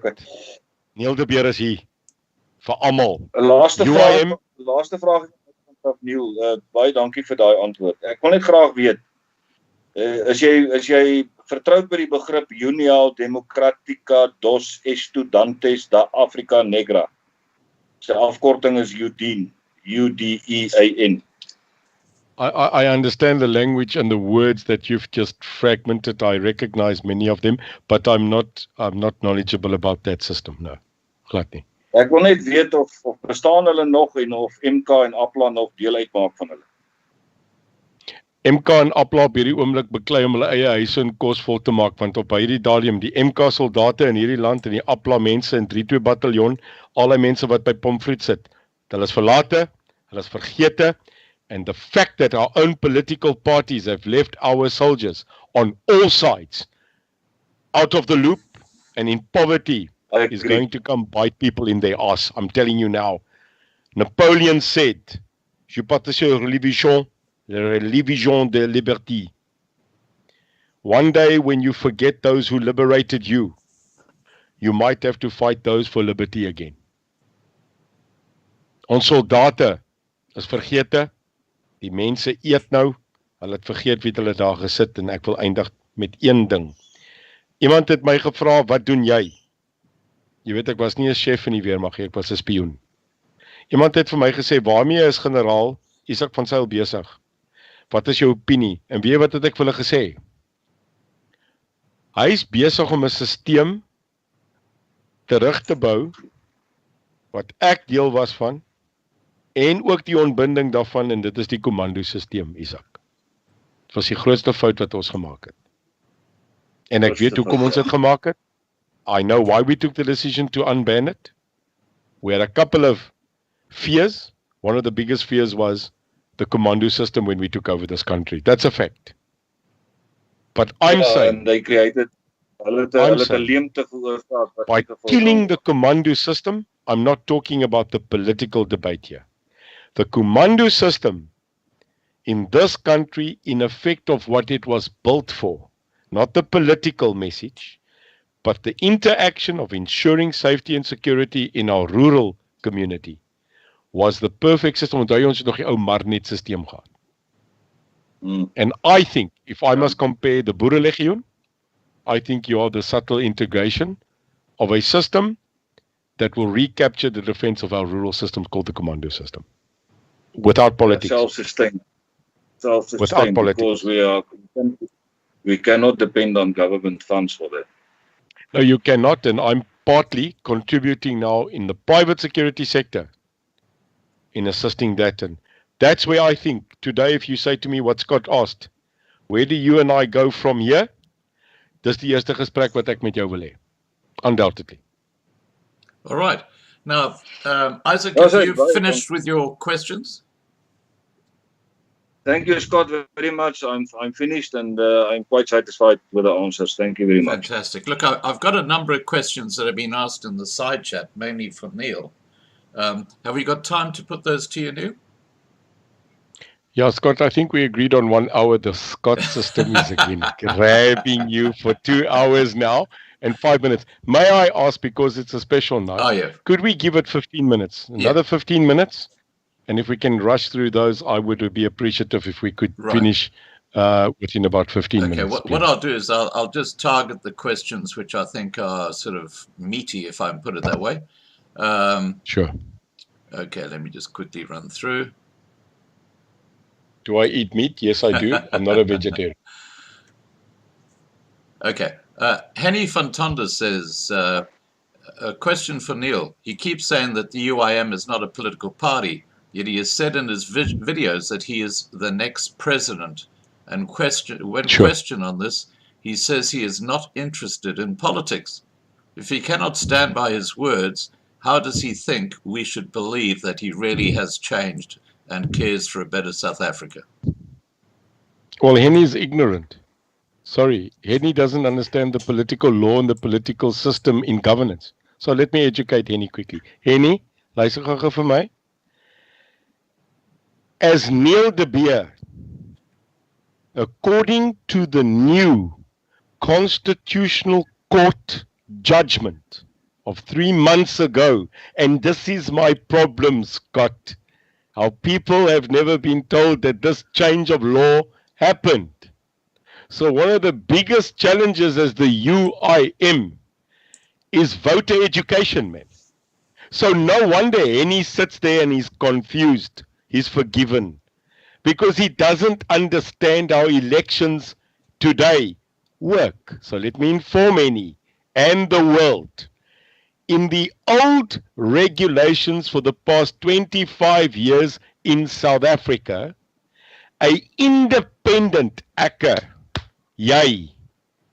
could not run for national parliament as an independent. I'm clear on this law. It's a change now. The Constitutional Court, in a full bench of 9 judges, declared that the current IEC law prohibiting Neil de Beer going into National Assembly and belonging to a party, because that's what the law says today. I'm clear on the law. You cannot today go to national parliament as an independent. And the court found that unconstitutional. And then this judgment saying that an individual, adult South African can now run for National Assembly and any higher office is now declared as a principle of law. And that Constitutional Court, Henny, ordered the IEC when the judgment came out that it has 24 months to fix the law on the national elections. Therefore, yes, therefore, in the next elections of 2024, Neil de Beer, like a Donald Trump, Barack Obama, or an individual can get up and say, I will run for president of the Republic of South Africa. Now it's about the ballot box. So as I sit here, that law has not been passed by Parliament, but it's a court judgment. So that's why Neil de Beer can get up and say, I'm going to be President of the Republic. Meet me at the ballot box. That's a fact, Henny. So I am not a politician. Neither was Donald Trump. Okay. He was a magnificent property owner and became president. Why? He stood as president. He's not a politician. Neither am I. So let's not get confused here. I have the money. I have the international prowess. I have the international country supporting me. And I have the will and the power and the knowledge of the opposition. I am running. And I am saying, let's meet each other at the ballot box, ANC. Because here's the story. I will finish with Henny. Henny, the African National Congress and any other EFF, Africa on the Front, COPE and the DA has never fought an individual in their life in an election before. Never. So here's the good news. This that the UIM is doing is history. It's never been done. But also, the other side have never faced a guy like me on a ballot paper. So that's an equalizer as far as I'm concerned. Finally, Scott Tueni, I am running next year already in the national municipal elections. We have declared that the UIM as independents will stand in councils across this country. 6 of them meet you at the ballot box. Right. That's the system. And I am running. Officially, we'll declare it, but I'll tell you, Scott, if you want to be the first again, looks like you're the one for breaking news at UIM. Here it comes. Neil de Beer in the national municipal elections, local government next year. I am running for the new mayor of the city of Cape Town. That's me. I'm running. So that's how. So please, Henny, don't get confusion about political strategy, political tactic, and the law. I think I've defined it, Scott. Right. Now, Gerard Schaefer, this is a related question, you could say. Question for Neil. What happened to Muzi Momani, whom, according to your initial announcement, even here on Loving Life, apparently founded UIM with you and denies that he is a founding member of UIM? He's not. Again, we should be able to really read. Huh? So, Musi Mayamani is the chief activist of a group called OSA, 1SA.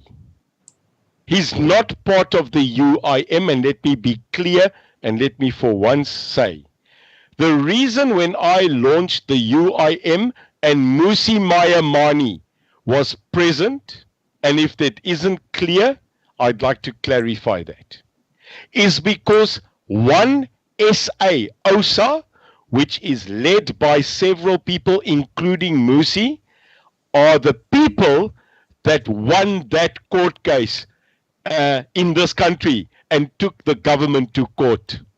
So they are the grouping that won the Constitutional Court battle, and because I am the first person in this country to accept candidacy according to the constitutional law judgment, we requested OSA to be present to support us in understanding that independent candidates of this country is the new format and the new format of government for the future.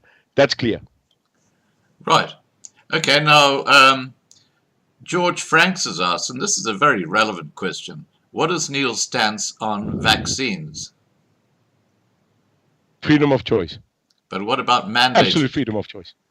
No. We will fight it in the Constitutional Court. Right. Klaar.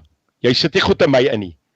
And if you put things in me, you've got to be very clear that this thing that you are putting in me has been tried, tested in time, not forced through so that certain objectives can be reached. I'm very clear on it.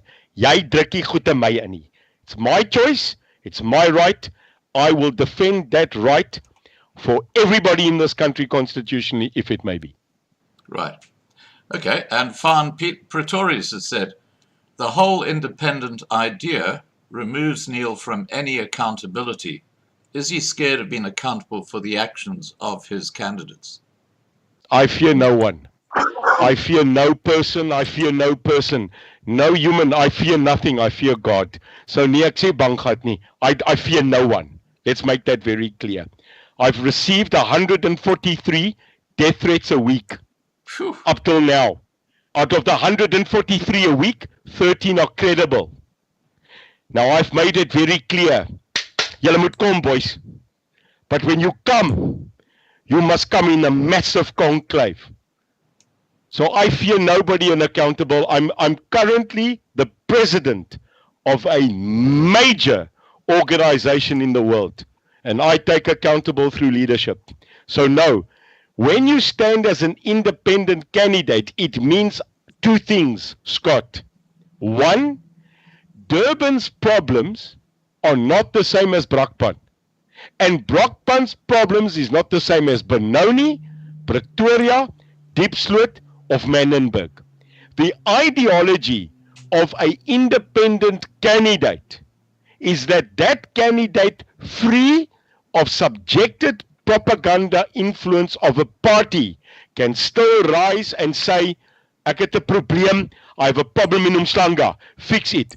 Where the UIM is a unique system, is we have a 21-point charter that you must sign if you want to run under the UIM support candidacy, not independent. So no, we are not accountable. We sign an agreement that on matters of national state, we will never differ. And those are matters of SOE support or not. National enterprise, the economy, security, and the state of our economy and how we operate governance of treasury. Those are the national charters you must sign if you are going to belong to the UIM system. And we will defend that right. In council, I don't care, Scott. We are going to go in and we are going in for the win. So if we go in and put 51 councillors in Cape Town as candidates in wards and we only get 5, those will be the 5 loudest, most moral, obligated people in council to bring these people to task. That is the system, Scott. Right. Now, just on a related question, you know there's a huge move to secede the Western Cape from the rest of South Africa. If you have the balance of powers, so to speak, in the Western Cape, would you support the secession movement? It cannot. It is constitutionally the most unrealistic yet greatest achievement, but it cannot be achieved constitutionally. Why? Because I sat with a constitutional expert, Michael Louis, world famous, and I asked him that question over a lunch, and he said to me, Neil, constitutionally, it will never and cannot happen. Why? Because in a vote to secede that province in Parliament, they don't need 2/3. The vote needs to be 76% clear. And I don't see that happening with Cape Exit in my lifetime. I know never is a dangerous word, but we've got to face reality. We won't get 70% or 76% in this national government for Cape Town to exceed. It's not realistic. Okay, well, look, I have a suggestion. Why don't we have a debate with you and the Cape Independence parties? I know them all well, because they're sure that they can succeed. No, absolutely, and I'll bring the constitutional expert that guided me. Okay, fantastic. Well, I'll get Marlena to set that up, because I think that'll be a cracker of a debate. And why do you want to secede? I'm not in South Africa, but there are a lot of people in the Cape who want to secede. Now, let's go to the next question. I want a profitable wine farm. It's not going to happen. Okay. Anonymous Lex has said, what programs do you have to help fight against racism? especially helping the minority fight against words like white terrorists, settlers, etc.? I think at the end of the day, if I govern, and I'm not going to say, if Scott, I'm becoming the mayor of this city next year and I'm becoming the next president of this country. It's as clear as that. I can see the change. Can I tell you an interesting fact? I declared National Sweeping Day today. Did you know that? It was National Broom Day in South Africa, that, Scott. yes. Yeah, sure. I declared it.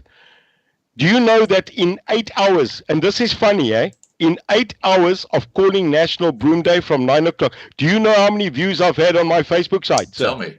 Now, 59,000. Wow. Not bad, That's pretty good. Not bad. 58,000 views. And currently I'm standing on 8,000 comments. Not bad for a young little man that was called by the EFF a non-entity. 59,000 views, and we will hit 100,000 by Friday. What does that tell you? Well, that tells you that we were served bananas in this country for 30 years, and I decided strawberries is the new fruit of choice. Now, we've got people in this country that will be affected because they are also the people that make a law that says you must eat banana. We've got people that smuggle banana, and we've got people in this country that have got a vested interest in ensuring the public eat banana. Banana Republic, julle is verby. It's time for strawberries. What I didn't know, Scott, I didn't know that the need for strawberries is so big in this analogy, and we are being inundated with requests. And this is a fact, Izak. I don't have enough strawberries. I don't have enough people picking them. We will make sure that our system on the 2.2 million people reached in 90 days and the replies of more than 185 emails a day, that we can respond to our people, and we are going to make change in this country, black, white, colored, and Indian, no matter what stops us, because it's time for change. Okay, now Peter Tutoy has asked, please can you ask Neil what charges have been brought forward against the EFF and Julius Malema by the UIM? Those charges were laid. They are three. Firstly, a letter was publicly delivered to Thandi Modise. And here's the thing, and I think, is Izak still here? Yeah. Yes, I'm here. Yeah. No, we haven't finished the live stream yet. When Izak, as a criminal specialist in the sense of understanding policing, will listen to this, I'm telling you now, he will agree. There was a major rush since the time of Senekal. Senekal 1 and Senekal 2, I call that, and I call it Brackenfell 1, Brackenfell 2, Brackenfell 3. Since the running of that emotive, everybody attacked Julius Malema. So what happened in this country? Everybody ran to a police station, and they laid a charge. Now, as you know, in the policing system, Scott, those charges will amount to absolutely zero. They will nolly prosecute them. Yeah. It's just how it's going to work. Because if you've got 2,300 charges nationally against one person, the National Prosecuting Authority will not allow such bulk charge. It can't happen, so they will nolly prosecute. That's the system. So I stood back and I said to myself, that's not strategy. Here's the strategy. Scott, what do you think, opinion, what do you think Julius loves the most in life? Yeah. Except himself. He loves the exposure. Attention. He loves money. Oh, and money, yeah. No, he loves money. Geld is sy God en sy mammon. Except for power and wearing unfashionable overalls with Versace shoes. He loves money. So, if he loves money, attack his money, Scott. Right. Attack money. Don't attack status or blah, blah, or you. No. Attack his money. That's a good strategy. So where does he currently, and I'm not talking about undercover, where does he on a public entity earn his money, Scott? His income that he's declared in Parliament. Where does he get his money from? From the taxpayers. From Parliament. Yeah. He gets paid as a member of Parliament, if we can agree, and that's a fact. Yeah. So take it away. Take it away. Attack that. Because the charges of assault, of treason, Izak will tell you, they're going to squash it, they're going to move it on. We must go according to calm law. And what I decided was to attack him there. Firstly, why? Because when he became a member of Parliament, Scott, he's a MP. He took an oath of office. Right. Izak van Zyl never took an oath of office, with all due respect. Izak can stand where he wants to and publicly give freedom of speech, and no one can touch him. As long as it's in the ambient of the law, asking for security, asking for peace and defense of citizen, no one can take him to court or chastise him. But that's not the same of a member of Parliament. Because in the oath of office that Julius Frikkie Malema took in Parliament, one of those was to uphold, defend, and promote the Constitution of the Republic of South Africa. That's a fact. And in that oath, hate speech, subversive call for violence and attack on individual police officers in this country is a direct violation of his employment benefit status as a member of Parliament. I charged him. I wrote a letter of obligation to the Speaker to charge that man. And guess what? You saw 3 weeks ago, such process has now started. That was attack 1. That's now going. The second thing on him was, we have decided, and you will remember, I said I will arrest this man with a civilian arrest. I made that statement. But now Izak will back me. When I made the statement, I then read the law. I was advised by my legal team to say to me, Neil, there's a bit of a spanner in the work, want vragtig, I would have taken a few good men to go arrest him. But the law says that a civilian may arrest another individual in the connection of a Schedule 1 crime, which is murder, attempted murder, assault, rape, etc., when such crime is committed in his or her presence.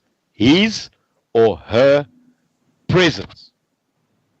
Now that put me behind, because such act of him standing on a platform and saying, kill people, fight people, go to war and attack police, was not done in my presence or any such officers attending my investigation.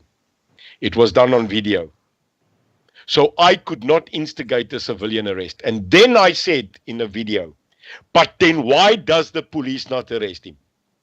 Because if I can't as a citizen, surely a police officer must take my docket, he must do the investigation, present it to the NPA. But the process between me placing a docket, investigating it, and taking a statement from Julius is a police process, Izak. And that, I'm telling you today, I went that way. I went to a station commissioner. We are looking for one station commissioner in South Africa that's got chutzpah, coconuts. Because that police officer must institute a docket, and in that docket say to the detective, go and interview said Mr. Malema, Frikkie. That's the process. And now where we stuck is we've not found, yes, I told that in a video, we've not found one coconut person to get up and say, we will charge this man. Well, maybe after with my tonight you will. affidavit. Well, I'm hoping. What is interesting about this? You know what is interesting about this whole thing? Go, Isaac. Is that the National Commissioner issued a national instruction prohibiting individual police officers to lay charges against his threat to I've got the letter. Police people in private homes. Yeah. Izak, ek het die brief. And that is unacceptable. And I think we have to look into the possibility of holding the Commissioner of Police accountable for this. Yes. Because dit lyk vir my soos samenswering om 'n misdrijf te pleeg. Of Izak, ek het hom die 25ste Januarie sy curfew gegee, hoor. Ek het hom tot die 25ste Januarie, I'm a good guy, eh? I gave him until the 25th of January, 12 o'clock, to instigate such criminal docket and investigation against this man, or we are taking now our next step of, in actual fact, taking the Minister of Police to court. That's a deal. Okay. That's good news. Now, This car. a lot of people have asked this question. What bank does Neil own? The IFA. You can go to www.ifa.africa, Invest Fund Africa. Invest Fund Africa is an entity that funds and works in a financial system globally to invest in African countries. Billions of rands to build infrastructure. So our head office is in Barcelona, Spain. I'm the president of the IFA. Okay, now Shirley Erasmus has said, Neil said he is still an ANC member. No, I'm not. Okay, so that clarifies. No, I'm absolutely not. My membership expired 4 years ago. Right. Okay, look, there have been other questions, but I've just picked the ones that are interesting. There's one final question. Neil, when did you last spend time with Cheeky Watson, Gavin Watson's brother? 5 years ago. Wasn't Cheeky pissed out of his mind at the time? Ago. No, I think Cheeky Watson is a very unique human. I think Cheeky Watson, I met Cheeky Watson through Luke Watson. You will remember that in 2004 when I started in the under-21 rugby team. Yeah. Luke Watson was my captain in 2004 of the World Cup under-21 rugby team in Glasgow, in Scotland. And that is how I met the Watson family. Okay. All right. Well, look, guys, I'm going to wrap up this live stream, and I thank you for spending as much time as you did with us, Neil. I know it's been another marathon session, but people love hearing what you have to say, even if some of them don't agree with it. But I think the most important thing we've achieved tonight is that you've now had a discussion with Izak from Boerelegioen. And I want to bring Izak in now. Izak, what are your thoughts on the debate tonight? Scott, yeah, you know, when you start asking questions, more and more questions are raised. And I think 2 and 3 hours are not enough time to get through all the questions. But with regarding to the questions I've formulated for the purpose of this live stream was not to put Neil on the spot. It was just to clarify some of the issues that I have with a person of Neil's stature and the things that he said since he started this movement. And he answered the questions to my satisfaction. And there's only 1 or 2 questions that I am going to discuss with my general staff and to the people that I'm accountable to, and see how we are going to get around this issue. Because one of the issues is our aim to restore the former Boere republics to the original status before it was stolen from England. And that is part of our history. And I think the Boere people in the Republic of the Old Transvaal and the Boere people in the Republic of the Old Free State will agree with what I'm saying here, and that is that we lost the war around the negotiation table. And the generals that was representing the Boere people in Vereniging when the Treaty of Vereniging was signed was not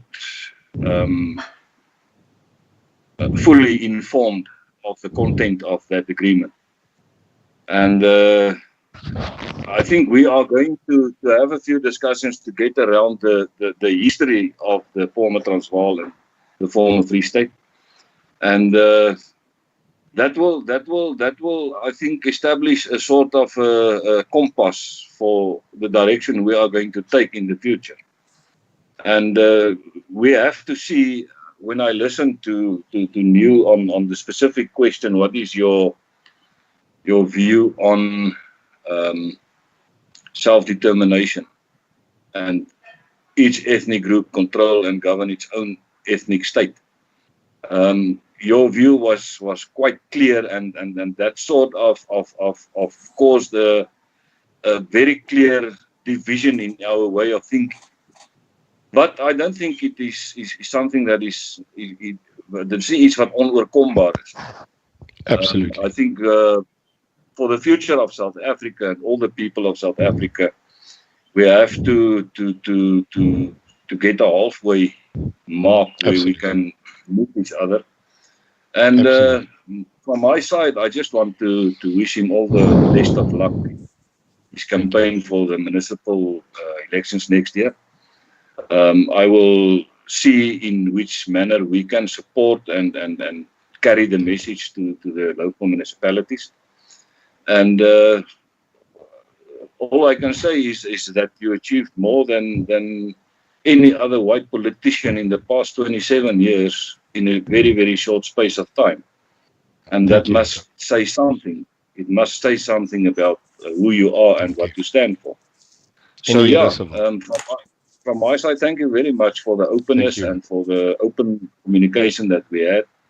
And I apologize for the fact that my video is not available. The moment I start my video, my telephone says it's overheating. So that is a problem in the previous I think it's national intelligence. Yeah, it can be that I'm hacked. You know, I think it was God sent, because if you were on the video, the people would have seen that you're younger than me. Yeah. Or at least you look younger than me. You are as 1967, baby. Yeah, 68, but I look like this because I served in Jay-Z's cabinet. I was involved with Jacob, so this is what happened to me, so I must apologize. No. Then we are ons is kalers van dieselfde jaar, so Ja, soos in dieselfde kamp. En kan ek vir jou sê, Izak, can I tell you that tonight I have a newfound respect for you. I have a yearning to sit with you, and I can declare that the UIM executive is anytime available as a sit-down at any time if your General's Council will meet us and we can sit down and debate the future. Because without us as the leaders, as generals of this country, there can be no followers that understand that we can unite. And thank you for that opportunity. And Mr. Scott, as always, you know, I see you in the Oreo cookie scenario. I always see you as that middle segment of putting us together. So God bless you as well. And a very good Christmas and a good year to everybody. And I look forward to seeing you in the new year. Thank you. And Scott, bye, donkey. Thank you very much for everything you. and all to everybody. All you thank you. have done and all you are going to do still on your new platform. yeah, look, Thank you very much, lovinglivetv.com is where we're moving to. We're getting off YouTube because the censorship there is just absolutely feral. But I just want to say to both of you, thank you so much for joining us tonight. I am absolutely delighted that you guys found common ground. And I will ask Malina to put you in touch with each other so you can, you know, just get on the phone and have a chat. And I think the walls are broken down a bit, and obviously there's a long way to go, but I think it's a step in the right direction. And my one of the key objectives I have with Loving Life is to break down barriers and get everybody working together. Eendracht maakt macht. Amen. And you know, if perhaps next year, early next year, we can have another debate about did we really have reconciliation in the country, which is something that Neil raised, and something that Isaac raised is about self-determination. So perhaps we can have a conjunctive type debate around those two issues perhaps early next year. But I'll leave that for you guys to have a bit of a chat about. And Marlene will obviously organize that if that's the case. All right. Thank you. Scott, closing statements. Get fricky. Get fricky here. Scott, your job is the next debate is fricky. And if I don't see fricky here, you have not reached your ultimate success. So come now, get fricky here. Ons wil hom debatteer. So that's my closing statement. I have invited. And I'll get Izak to join me. I have invited Fricky onto the program, but he said no. ek sal net aan my temperament moet werk as ek met die man praat. Ek dink ek sal wel goed wees as ons nie by mekaar is op daai stadium. Dis maklik, Izak, is een klein pilletjie en 2 KWV's en ons is reg vir die wêreld, my broer. All right, guys, I'm going to close up this live stream. Yes. It's been going God bless for you. nearly 3 Thank you. hours, and I'm sorry to do that to you again, Neil. But All good. first All of all, good. I just want to thank the moderators for the fantastic job that you guys do in moderating the side chat. I'm sorry I couldn't take all the questions. I think a lot of them we did actually answer during the discussion, stroke debate. And finally, I just want to say to our two guests, General Izak van Zyl, who I have a huge amount of admiration for, and Neil de Beer, I have to say that I'm warming to you a lot as we discuss more and more. But obviously, Thank you. as Izak speaks to you, and he will say, well, this is happening and that's happening and so on. And, you know, let's just take this one step at a time. You owe me a curry. You've got it. As long as you don't Cheers, mind Izak. pre-cooked curries. I'm in. I'm a bachelor. Me too. Cheers, guys. Bye. Okay. Cheers, Izak. Cheers, guys. Bye-bye. Take care. Dankie manne, lekker slaap julle hoor. Lekker Bye laat. bye. Bye-bye. Bye-bye. Okay, guys, I'm going to leave the side chat open for a few minutes. I hope you enjoyed the discussion. We clearly broke the barriers of two groups that haven't been speaking, and let's see where it takes us. You know, this if people work together, that's fantastic. And you know, it's very much in Izak's and Neil's court right now. Please take care, and as I said, I'll leave the side chat open for a few minutes. And this is my last live stream until January, so Merry Christmas, everybody. Please be safe over the festive season, and I'll see you in 2021. Don't forget, it's not going to, live streams are not going to be on Loving Life YouTube. They're going to be on the Loving Life Live YouTube channel.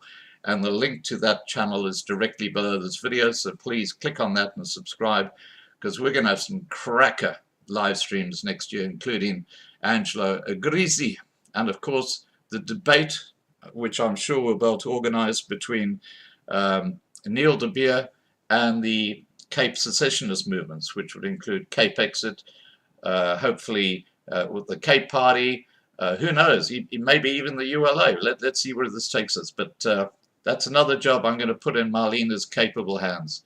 Cheers, guys. Bye for now.